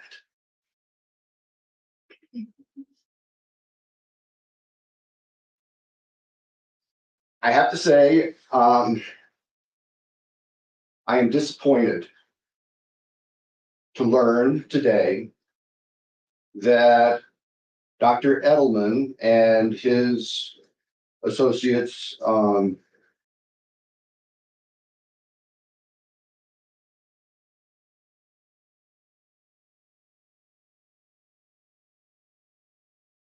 states me. My knowledge, everybody that has been asked to take actions of any type on behalf of the state has been made aware of those restrictions because they are our agents. And we know we are responsible under the court's order for the actions of our agents. Regardless, I'm disappointed. I also want to make clear that I'm not standing here today making a bar association ethical complaint against any member of the defense team. Yes, language in the non-dissemination order contains language that parrots the Idaho rules of professional conduct, but the laundry list of things that the court lists, I think, are much more specific. And that's what we're concerned about. And if I'm wrong and those are in the comments, well, then maybe there's a violation of that rule, but that's not my interest. I have no interest in doing that. My interest is in taking care of this case, making sure that we can have a fair trial, making sure that Your Honor's non-dissemination order is honored. And at this point, trying to figure out a way to cure what has happened. The first thing to do is we have to say, Your Honor, court needs to say, no, you will not ask any more questions of prospective jurors without the court approving it. Because we've seen that the people retained by the defense cannot be trusted in that regard. Fools once, shame on us. Shame on you. Fools twice, shame on us. We don't want to get into that. They wish to proceed with surveys, they can, but they need to start over. Start over in Latah County. Yes, sir. Absolutely. Absolutely. There's no other way to get a fair comparison with any other prospective veneer without doing a new survey in Latah County and not including any of the people who were surveyed in this 400-person group. That's the only way we can avoid this taint. Again, this is not of the state's making. We are trying to salvage a mess.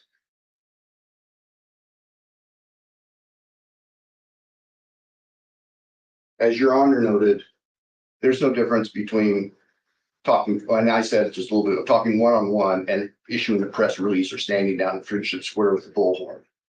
The dissemination is dissemination to a member of the public, and it's equally in violation of the no contact order or the non-dissemination order.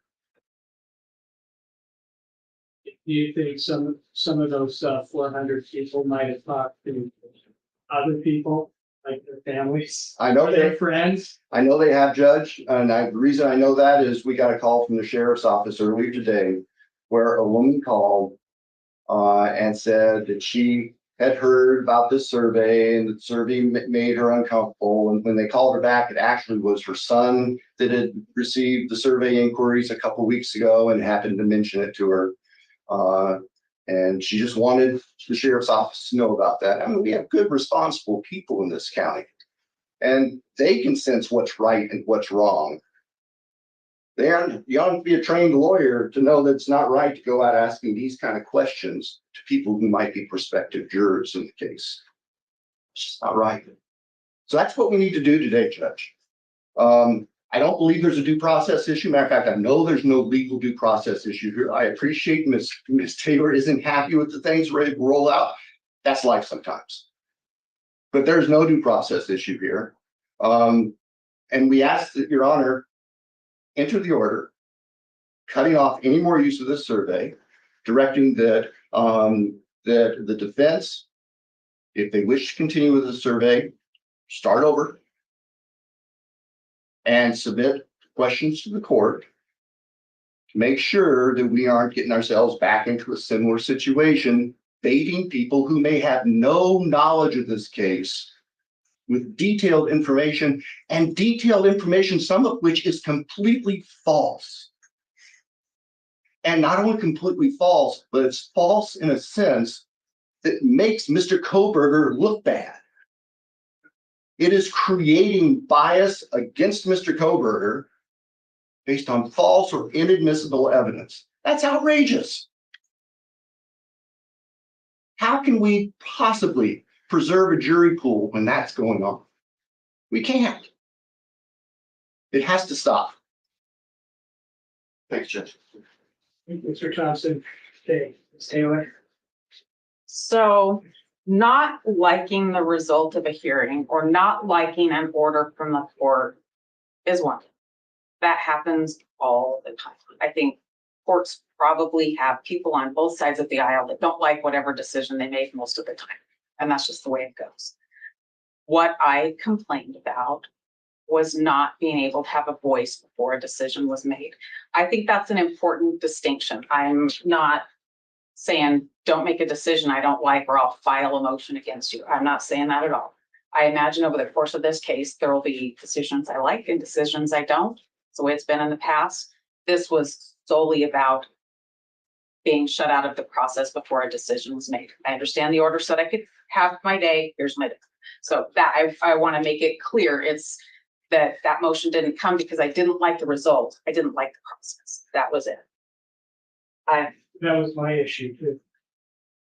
The process. And I wanted to be heard about that.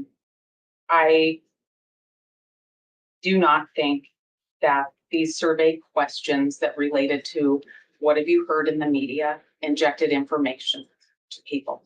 I understand that this is a close community, and I understand that people will call officers with concerns and the prosecutor with concerns, and that's kind of the thing that I'm worried about is the close-knit nature of it.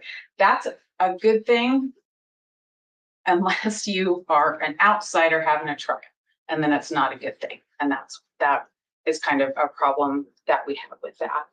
Well, I can tell you from my own experience, people I see that there's plenty of people here who really don't like law enforcement that much. So I think it's always a mistake to stereotype people or communities. Fair enough, Judge.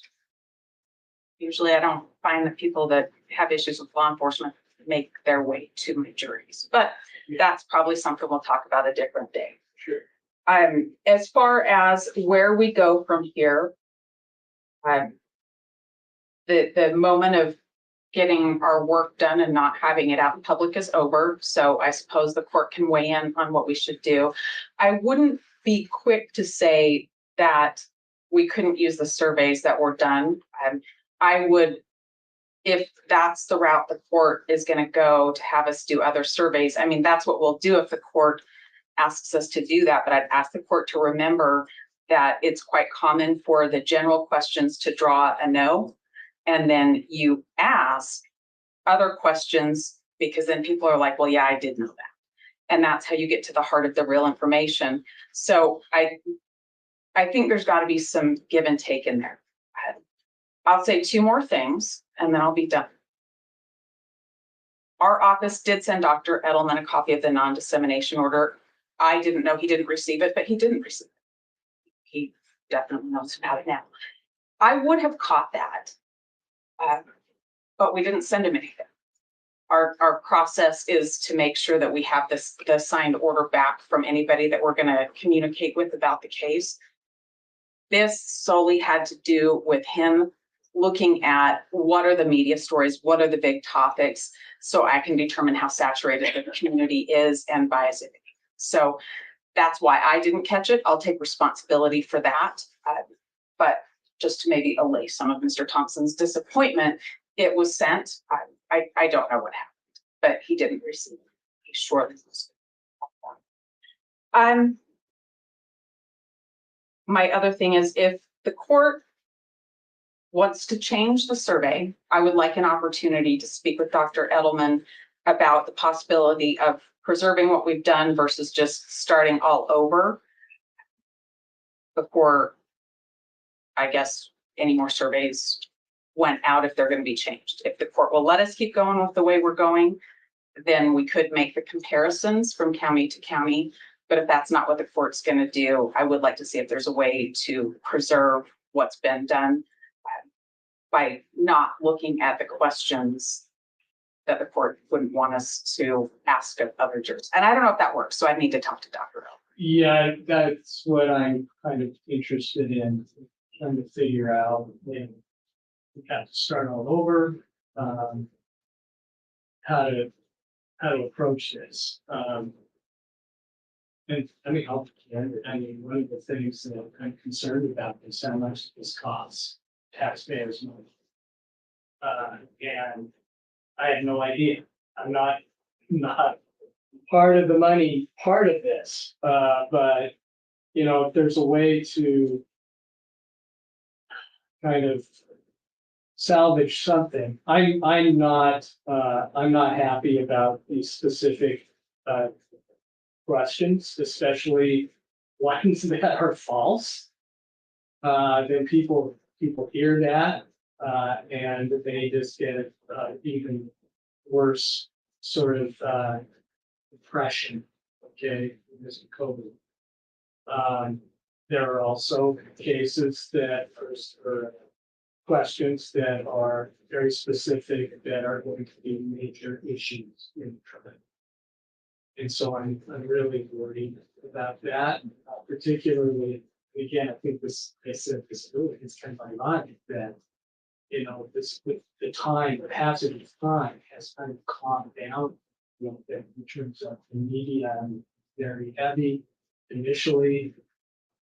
I have to say that media here today, but the streaming has probably helped a little bit.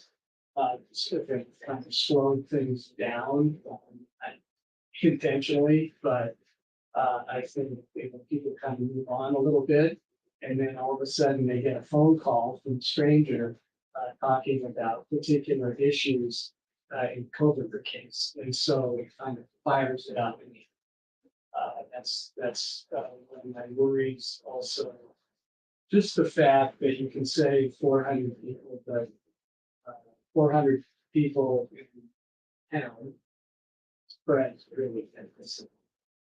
So it is dissemination to some degree. And I'm no expert about it. I don't know if, I think you probably should, Mr. Edelman has been hearing this whole hearing. So maybe a discussion with him, maybe even a discussion with each other. Everything's kind of out in the open. Sure. I'm very grateful. I'm very grateful for that, because I like to kind of know to some degree what's happening in this case. And let's just deal with it really quickly. I don't know, maybe we can next week. Judge, I plan to be in town on the 11th. If the court wants a hearing, I can make myself available really any day next week. I already have plans for the 11th, but I can be available any other day the court wants. So I'm going to be sitting with the Supreme Court in Ancestor County. So could you maybe have a hearing, short hearing of some kind, maybe on April 10th? Or, Your Honor, is that a Wednesday? yeah, that's what I will if that's the only time the court has. Wednesdays, I have different things, but I can cancel them if that's the only time. If the court wants me to come back Monday, I'll work I with can. you. I could, 3 o'clock in the afternoon would be easiest for me on that day. On the 10th. I have a treatment court meeting 2:30 to 3:30. I can do 4 o'clock, or if the court wants to do it at 1, I can make that happen too. Hey, Judge, I'm confused. What are we gonna have a hearing on? Well, I want to see what thoughts you all have about dealing with the situation now, making sure that we can salvage anything or nothing. And Ms. Taylor's going to talk to Mr. Edelman, and maybe that'll give us some thoughts. Otherwise, I mean, I could just make the decision right now, but I'm no expert about surveys. I understand. Thank you. So I don't know how you feel about 4 o'clock on April 10. Could we just do that by Zoom, or do you want to be here? Your Honor, Zoom would be fine with me. Mr. Kohberger would likely not be present. If he's present by Zoom, I will be here with him. So. Okay, I mean, well, we can do it in person. Let's go ahead and do it in person. I'll change my visiting day to Wednesday instead of Thursday. Okay. Is that okay, Mr. Thompson? Yes, sir. We can be here, 10th, 4 o'clock. And, Ms. Massif or Mr. Nye or, Ms. Beatty can participate by Zoom. Thank you. Yes, sir. Thank you. Because I want to make the best decision I can, if that's possible.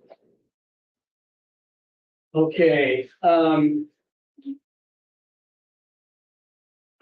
let's talk again about, having a hearing at least every month. Just like cleaning up. And also, I guess you just did have a stipulation that you filed. But I have some, there it is. There's pending the state's motion to temporarily seal Exhibit 1 in the state's response to defendant's 12th supplemental request for discovery. Is that? That would be, Clean this up. that would be covered by the stipulation that we filed today. Yeah, Okay, the goal with that, Your Honor, is we often want to file those attachments to discovery under seal, and those contain things that shouldn't be made public. I We both agree. agree to it, and originally we were getting stipulations, and then I think we've done it so much, we just started doing orders. So the purpose of that is for us to just send along those and with an order for under seal, knowing that I'm always going to stipulate to attachments to discovery responses to be under seal, and the same with them. I mean, we know what we're each asking. So Okay, and I agree about the first too. Okay, so if you could just have a stipulation that says, with regard to discovery responses, you can go ahead and see. Okay, I mean, as long as it's justified. And that's the intent of what we submitted today, Your Honor, Okay, is that attachments, discovery requests, and discovery responses, not the cover document itself, but the attachments that have the details would just automatically be sealed when we're stipulating to that. So that would be routine. okay, great. So you backed off a little bit there, Taylor, Ms. Taylor, in that particular, you want everything, a hearing, or, everything needs to be stipulated. that is a stipulation, Well, Judge. it is, okay. We also, Judge, I believe we have some other things on the motion to augment the record. We've been Yes, gathering more information on that, and it's my fault that I dropped the ball last month and didn't get a second batch of information compiled to Ms. Taylor. She got that today. We are contemplating that we will be able to present the court with a stipulation on that issue as well, with certain emails and communications attached to it, and then also have an ongoing stipulation about off-the-record communications, email or letter communications involving the court. excellent. So we're making progress. We're working together on as much Happy as to we hear can. that. There was also a defendant's motion requesting additional deadlines that was filed on March 6th. We didn't ask to hear for here. Your Honor, I haven't asked for a hearing. I know the state filed an objection to that, and we don't have a hearing on that yet. My thought would be that after we submit everything on our motion for venue change, when the court's ready to make a decision on that, I think that's when we'd probably call for a hearing on our motion, and probably the state would want to be heard at the same time on their objection. So that can just, hang out there for a while. I think so. Okay. Then we got state's motion to unseal. State's motion for order of prohibiting contact with the prospective jurors absent leave of. Which is relates to what we've been talking about today, Judge. Yes, I know. We had filed our original motion under seal. The initial response from the defense was under seal that said we object. And then the defense's memorandum with the attached affidavit was not filed under seal.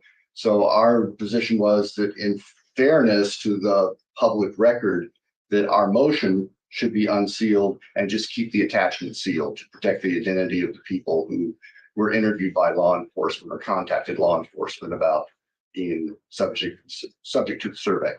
Any objections, Taylor? In large part, no. There is a sentence in there where the state talks about evidence they plan to present.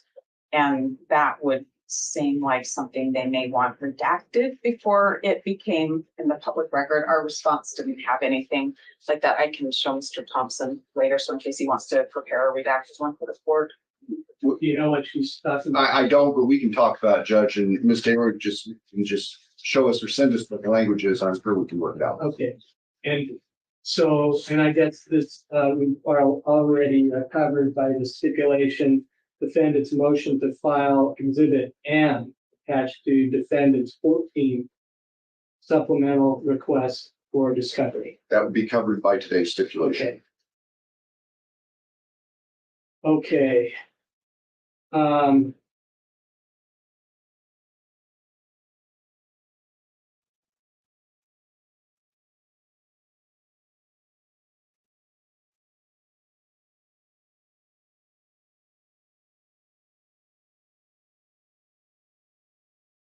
Okay, I think I've had my speech, so. Thank you, Your Honor. So we don't need to hear from Mr. Nye or Mr. Edelman at this point. I don't believe so. I think that it may be more prudent for Ms. Taylor and Mr. Edelman to talk between themselves first. And I believe the due process issue that Mr. Nye was prepared to discuss has been resolved. Okay, I have no doubt that I did not violate due process rights Yes, sir. of Mr. Kohberger. Yes, sir. Thank you. Okay, anything else, Ms. Taylor? Not today, Your Honor. Thank you. Okay, great. We are adjourned. Thank you all. Thank you for your patience. Thank you, Your Honor.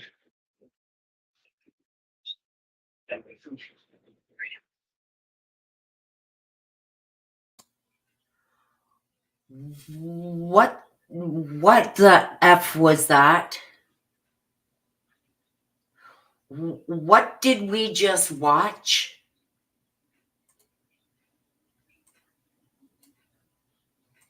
I am in shock.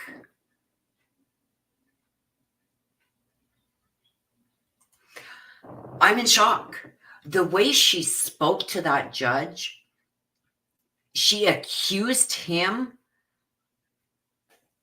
of depriving Bryan Kohberger of his rights of due process. We didn't see that in the paperwork because it's sealed. She out and out accused him of wrongdoing. Like, how dare you, judge? You allowed her to interrupt you, to talk over you, to shut you up in court. It was like you were watching a woman and either husband or boyfriend arguing about something.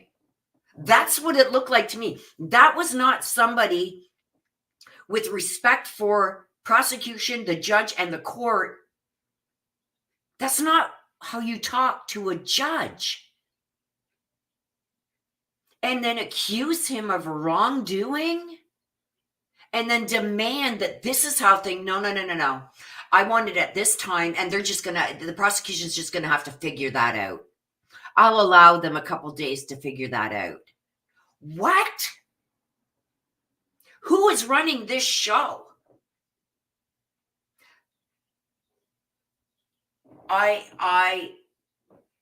never seen this in 30 years of working in the criminal justice system.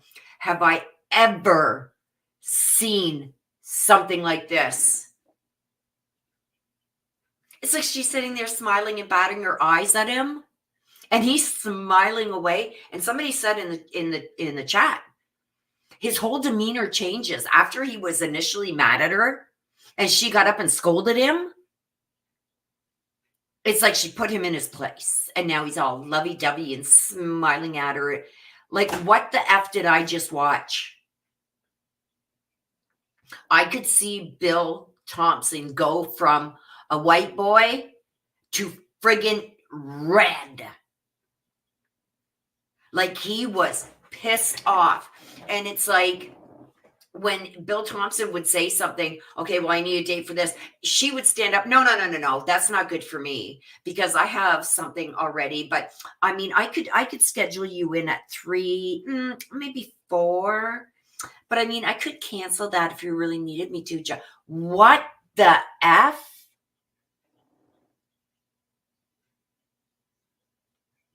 Did I just watch?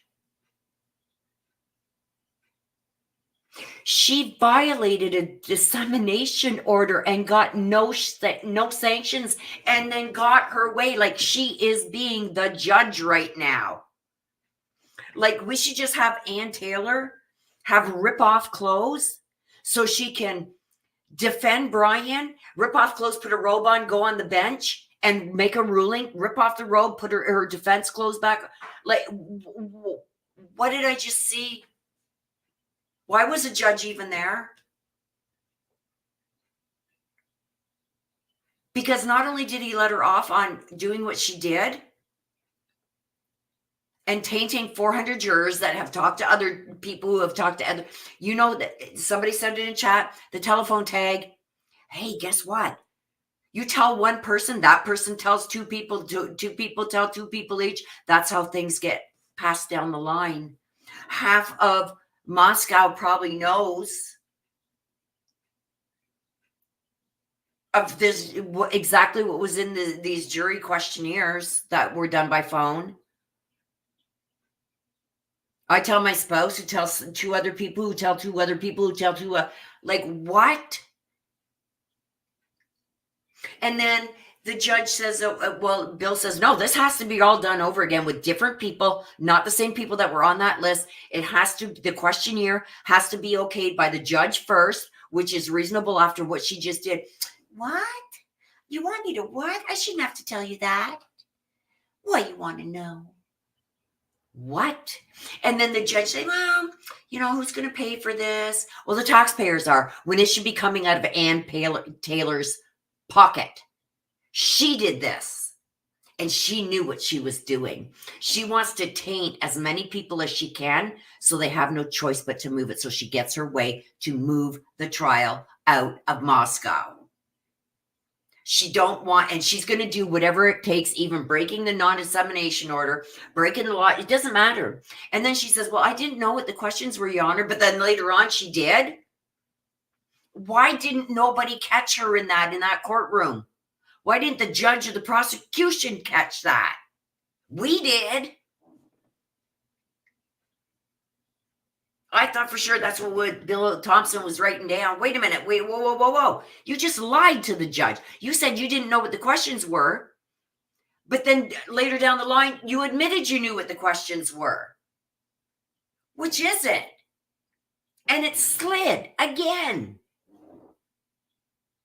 It's like he can't see what she's doing because he's slipping in the dog shit.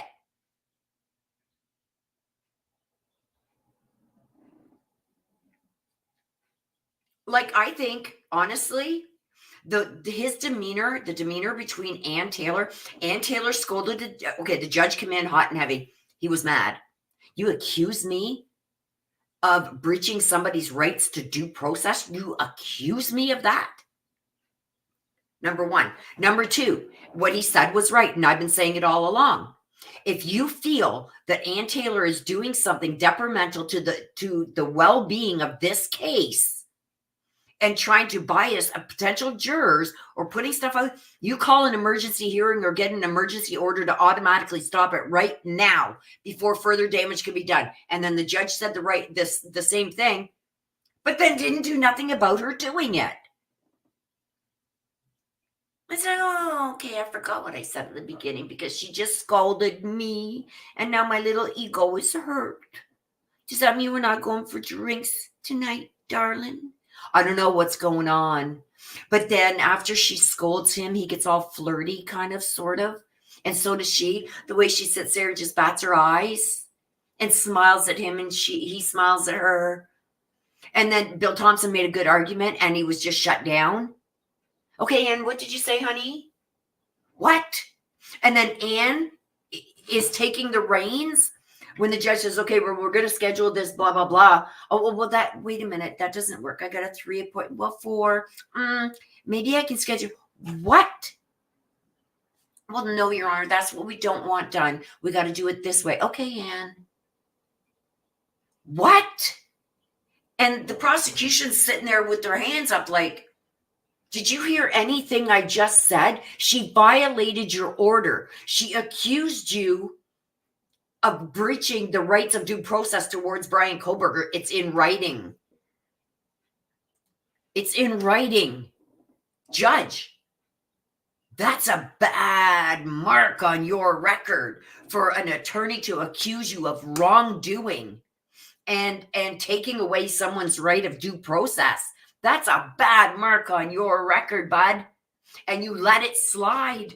No repercussions. Do you think she's going to stop now? No, because all she's got to get up, do, scorn him, scold him, overtalk him, interrupt him, take the lead, stand there as long as she wants. He never shut her down when she should have been shut down. My courtroom. You will talk when I talk. Oh my God, you guys.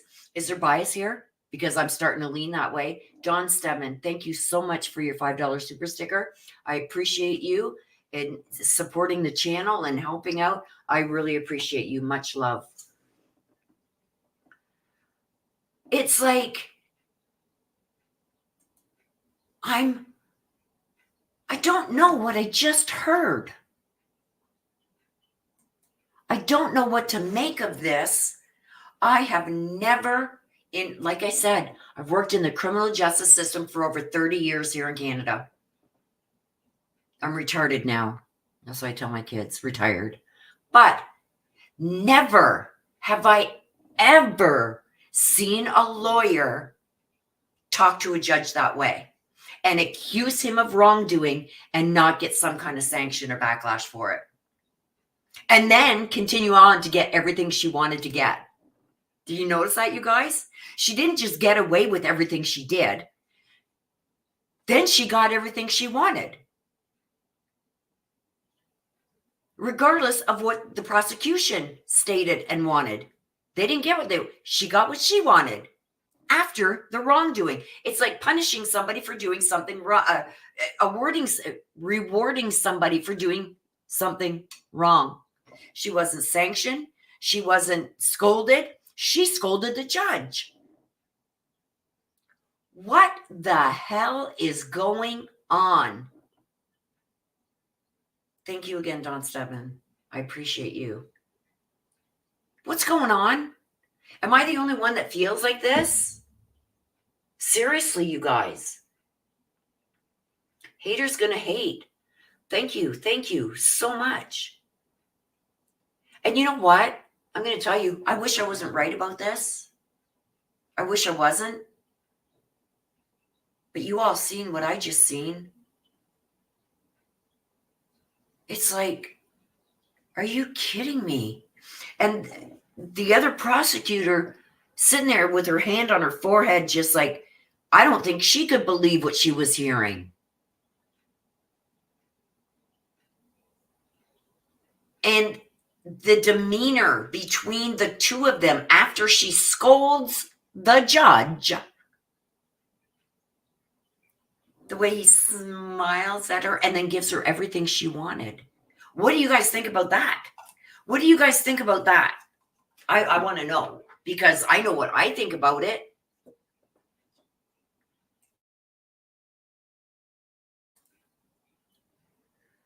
I'm pissed.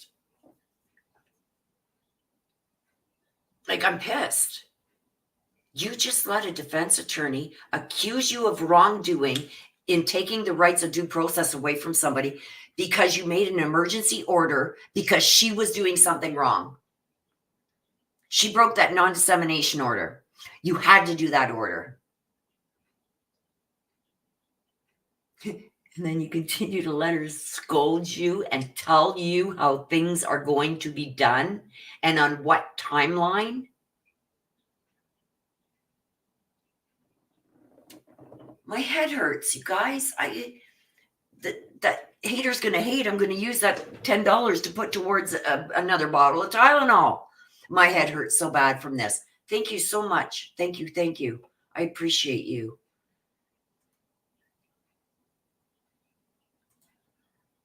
Carol says, Willow, you think some of the other judges are going to, I don't know.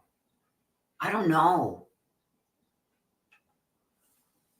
I got half a bottle of Tylenol coming. Hater's going to hate. Helps me out with half a bottle of Tylenol. I'm going to need it, you guys. And then, oh my gosh. And then we got the Chad Daybell stuff starting on Monday. It's like my head is like, I'm only halfway through doing my income tax. And I'm telling you, I'm pulling my hair out already there.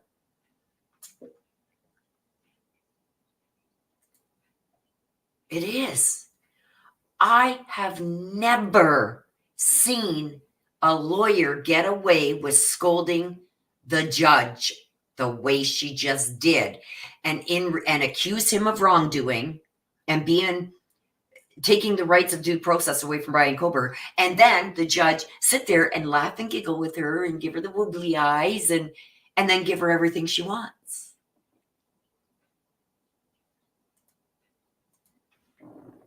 I don't know, you guys. I'm dumbfounded. And if this is the way, and I think I put that up on the screen when we were listening to the hearing, you should have heard me. I was yelling here. I think my mom is sleeping there, or they could have heard me 4 doors down. It's like, if this is the way this trial is going to be tried, prosecution's in big trouble. It's always right, Ryan. He left his tennis balls in Anne's purse this morning. It wouldn't surprise me. Thank you, Miss Always Right, Ryan, for your $1.99 super sticker. I appreciate you. I appreciate all the support, you guys. You guys are awesome. I'm just dumbfounded. Yeah. She got, thank you, Miss Always Right, Ryan. She got nothing. Not reprimanded, not a sanction, nothing for breaking the dissemination order, for lying to the judge. She says, Your Honor, I didn't know what the questions were, but then later on, twice, she rats herself out and admits she knew the questions. I hope they do. I hope they do change the judge. Because this judge, to me, from what I just seen, is biased. I get that the judge and I've stuck up for him in the past, that the judge has let certain things slide. You know what I mean? I get it. They don't want to have any issues on appeal because the judge didn't do this or the judge didn't do that. But everything Ann Taylor asked for, you asked for the non-dissemination order, you got it. You asked no cameras, you got it. But then he changed his mind on that. You asked for this, you got it. You asked for that, you got it. You asked for this, you got it. What is going on? So, yeah, I do think that the prosecution has a reason to say, look, there's something wrong here. Dear D. Dauntless Detours. Just got home, sis. Love you. Thanks for your coverage. That was surely something else. It was. I'm still in disbelief right now at what I just witnessed. I'm still stuck at her scolding the judge and the judge not doing nothing about the wrongdoing that she did or about her scolding him. Like, who's the judge? Who's in charge here? She was for this whole hearing. She was the one in charge. And then the way she talked down about them. I have done so many death penalty cases and I don't know what you've done and I don't know what you've done. And I know this court is very few cases. I have done so many cases. Shut up. Oh, I can just imagine. I'm checking my watch right now for blood pressure. Let's see what it's at. Oh, stress. Let's see stress. Oh, yeah, stress through the roof. Okay, shut up, watch. I'm not looking at it. Yeah, he needs to get a backbone.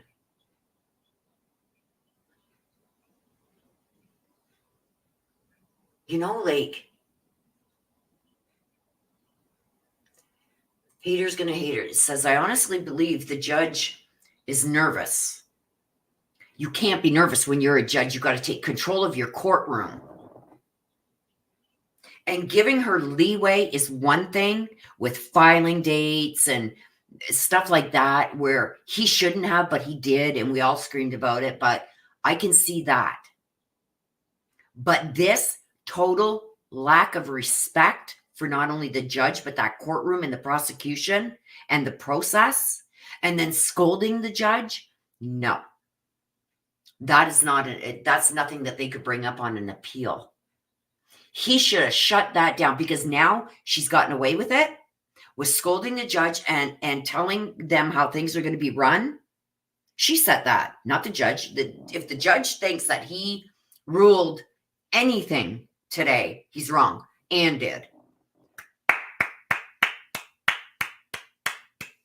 Big round of applause for Ann Taylor for being the judge, jury, and executor today.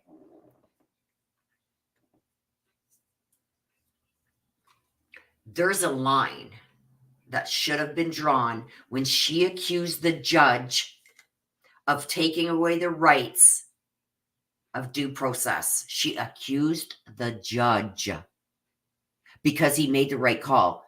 You're being accused of doing something wrong. You went against the non-dissemination order. This got to stop, and it's got to be stopped. Now we need an emergency order. You will be heard next week on this. 5 days later, you're being heard on it. So it's not like it set you way back, Anne. You were heard, but you wanted it done your way. Oh, I know I did wrong, but let me get my stuff together first, and let me present mine to the judge first before you file a wrongdoing hearing against me. No, that's not the way it works. But again, she got it her way. She did. And then to overtalk, interrupt, and talk down to the judge and scold him? No. There's a line, and that line was crossed, and he did nothing about it. And she is going to continue to do it because she has not been reprimanded for it. There was no, oh God, you guys, there was no being held accountable for what she just did. For every action, there should be a reaction. And there was the reaction that she got was, if you start yelling at me and scolding me and blah, blah, blah, blah, and talking over me and accusing me, I'm going to just sit here and smile at you and let you get your way. There's the repercussion. What's that going to lead her to do in the future? She just got away with break. Now, turn the tables, you guys. Think about this. If the prosecution had done this, what do you think would have happened? What do you think would have happened? Yes, a scary precedent being, thank you, Kate. This is a scary precedent because now she knows, well, I have told him right off. I put him in his place. I accused him of wrongdoing as a judge, of making a wrong ruling, a biased ruling. You did me dirty, judge, by ordering this and taking away the rights of due process from my client. You did wrong, judge. And the judge let it go. Allowed her that. And then over talking him and everything else and scolding him, you guys. Lady D says, thanks for all your hard work and efforts. You're very welcome, Lady D. Thank you. Thank you for your support. I appreciate it more than you know.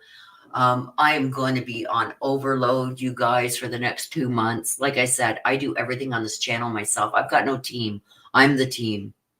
So, again, I'm going to be covering the Chad Daybell from morning to night. I'm going to also be still keeping you guys updated on everything going on the other cases. I'm also going to be staying up to date on readings and doing updated reads. I'm also going to be doing the Sunday mini reads where you guys can come get your own mini reads if you want a mini read. I edit everything. I do all the thumbnails. I do everything myself, you guys. So it is going to be, I hope I don't give myself catch a heart attack or something. I don't know, but I'm pushing myself to the limit. I'm going to do this while I am still feeling good. There are probably going to be a couple of days during the trial that I'm just going to be letting it play for you guys while I run out, because I know I got to go and get another fitting for my glasses. I have another doctor's appointment, but I will just let it run so you guys don't miss anything, and I'll run out and do what I got to do, and then I'll be back. I trust my mods to keep things in check while I'm gone. I've also got to get my income tax done by the end of April. So thank you very much, Lady D. Lady D, member for 7 months. We love you, Willow. I love you guys too. And that's why I showed you the picture that my sister was wearing of one of my shirts. My bonfire link to my store is down below in the description. And it said, love you to the moon and back. That's one of the shirts you can get. The other one is the trial Above and Beyond Ancestor Readings trial version with Welcome to the Shit Show on the front, angel wings on the back. So thank you so much for your support. 7 months. Thank you. So he's right. He pretty much got down on his knees and begging for forgiveness, right?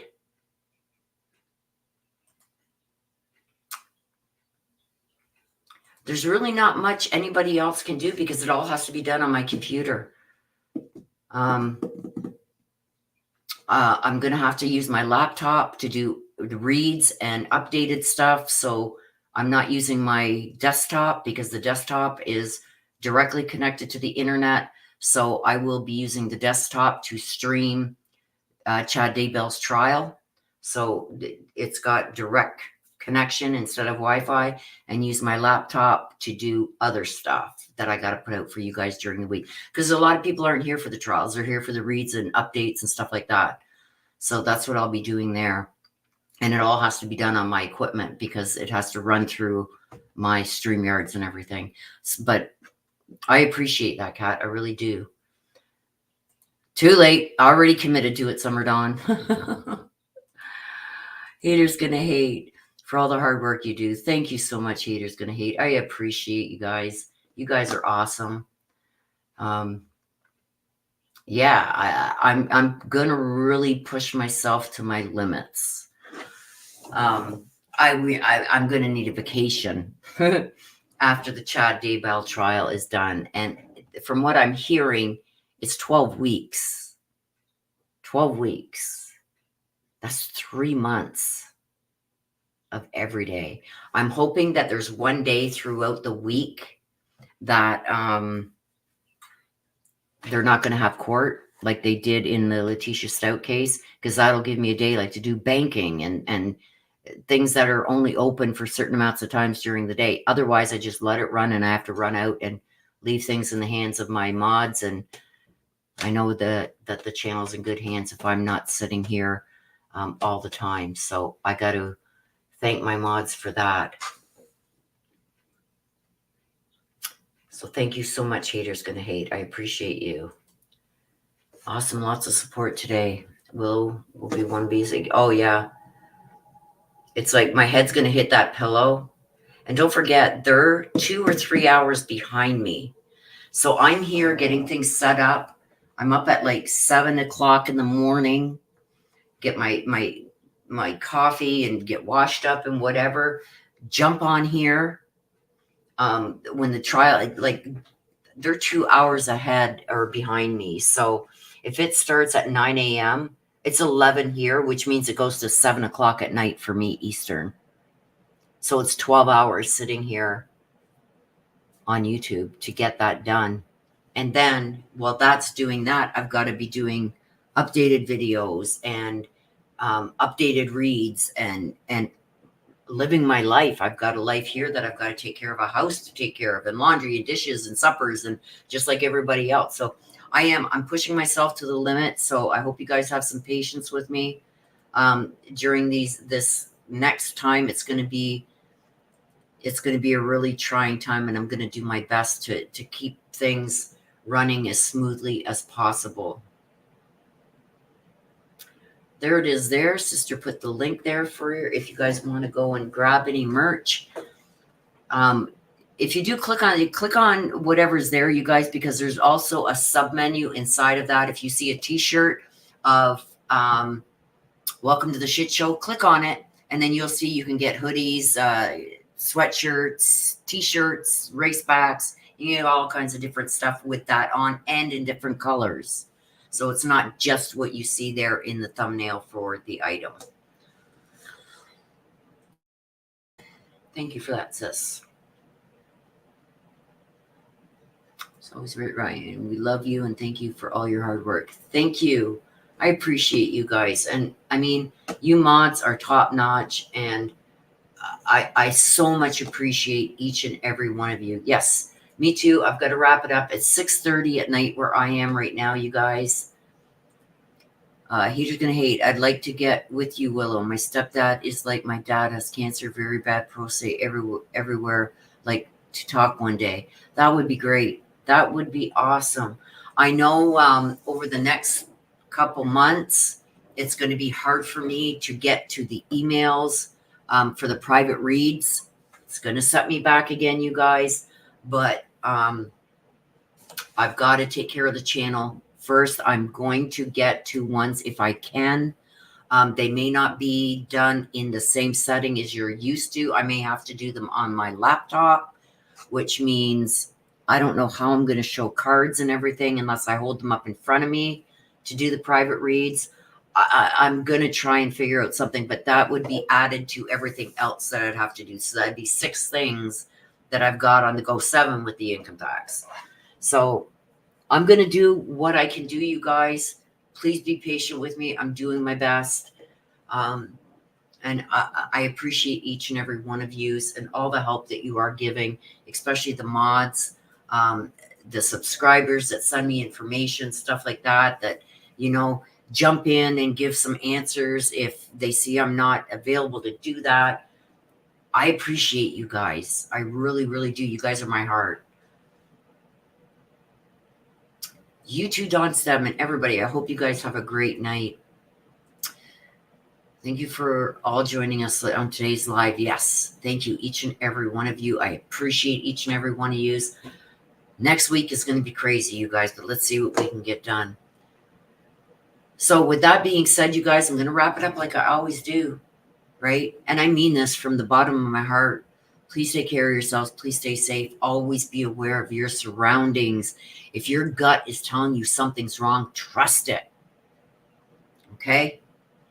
Hopefully tomorrow I can get on here again and give some more updates and try and get things going. I forget what I even said. I'm so tired right now, you guys. We'll see what we can do between tomorrow and Saturday. Sunday, the live mini reads. If you guys want to come and get mini reads, 11:30 a.m. Eastern. Come and get your very own mini read. And until then, you guys, make sure you're subscribed. Hit that notification bell. Please give this video a like if you like what I do. If you don't, give me a thumbs down. It's all good. Got big shoulders here. I love you guys to the moon and back. Bye-bye for now.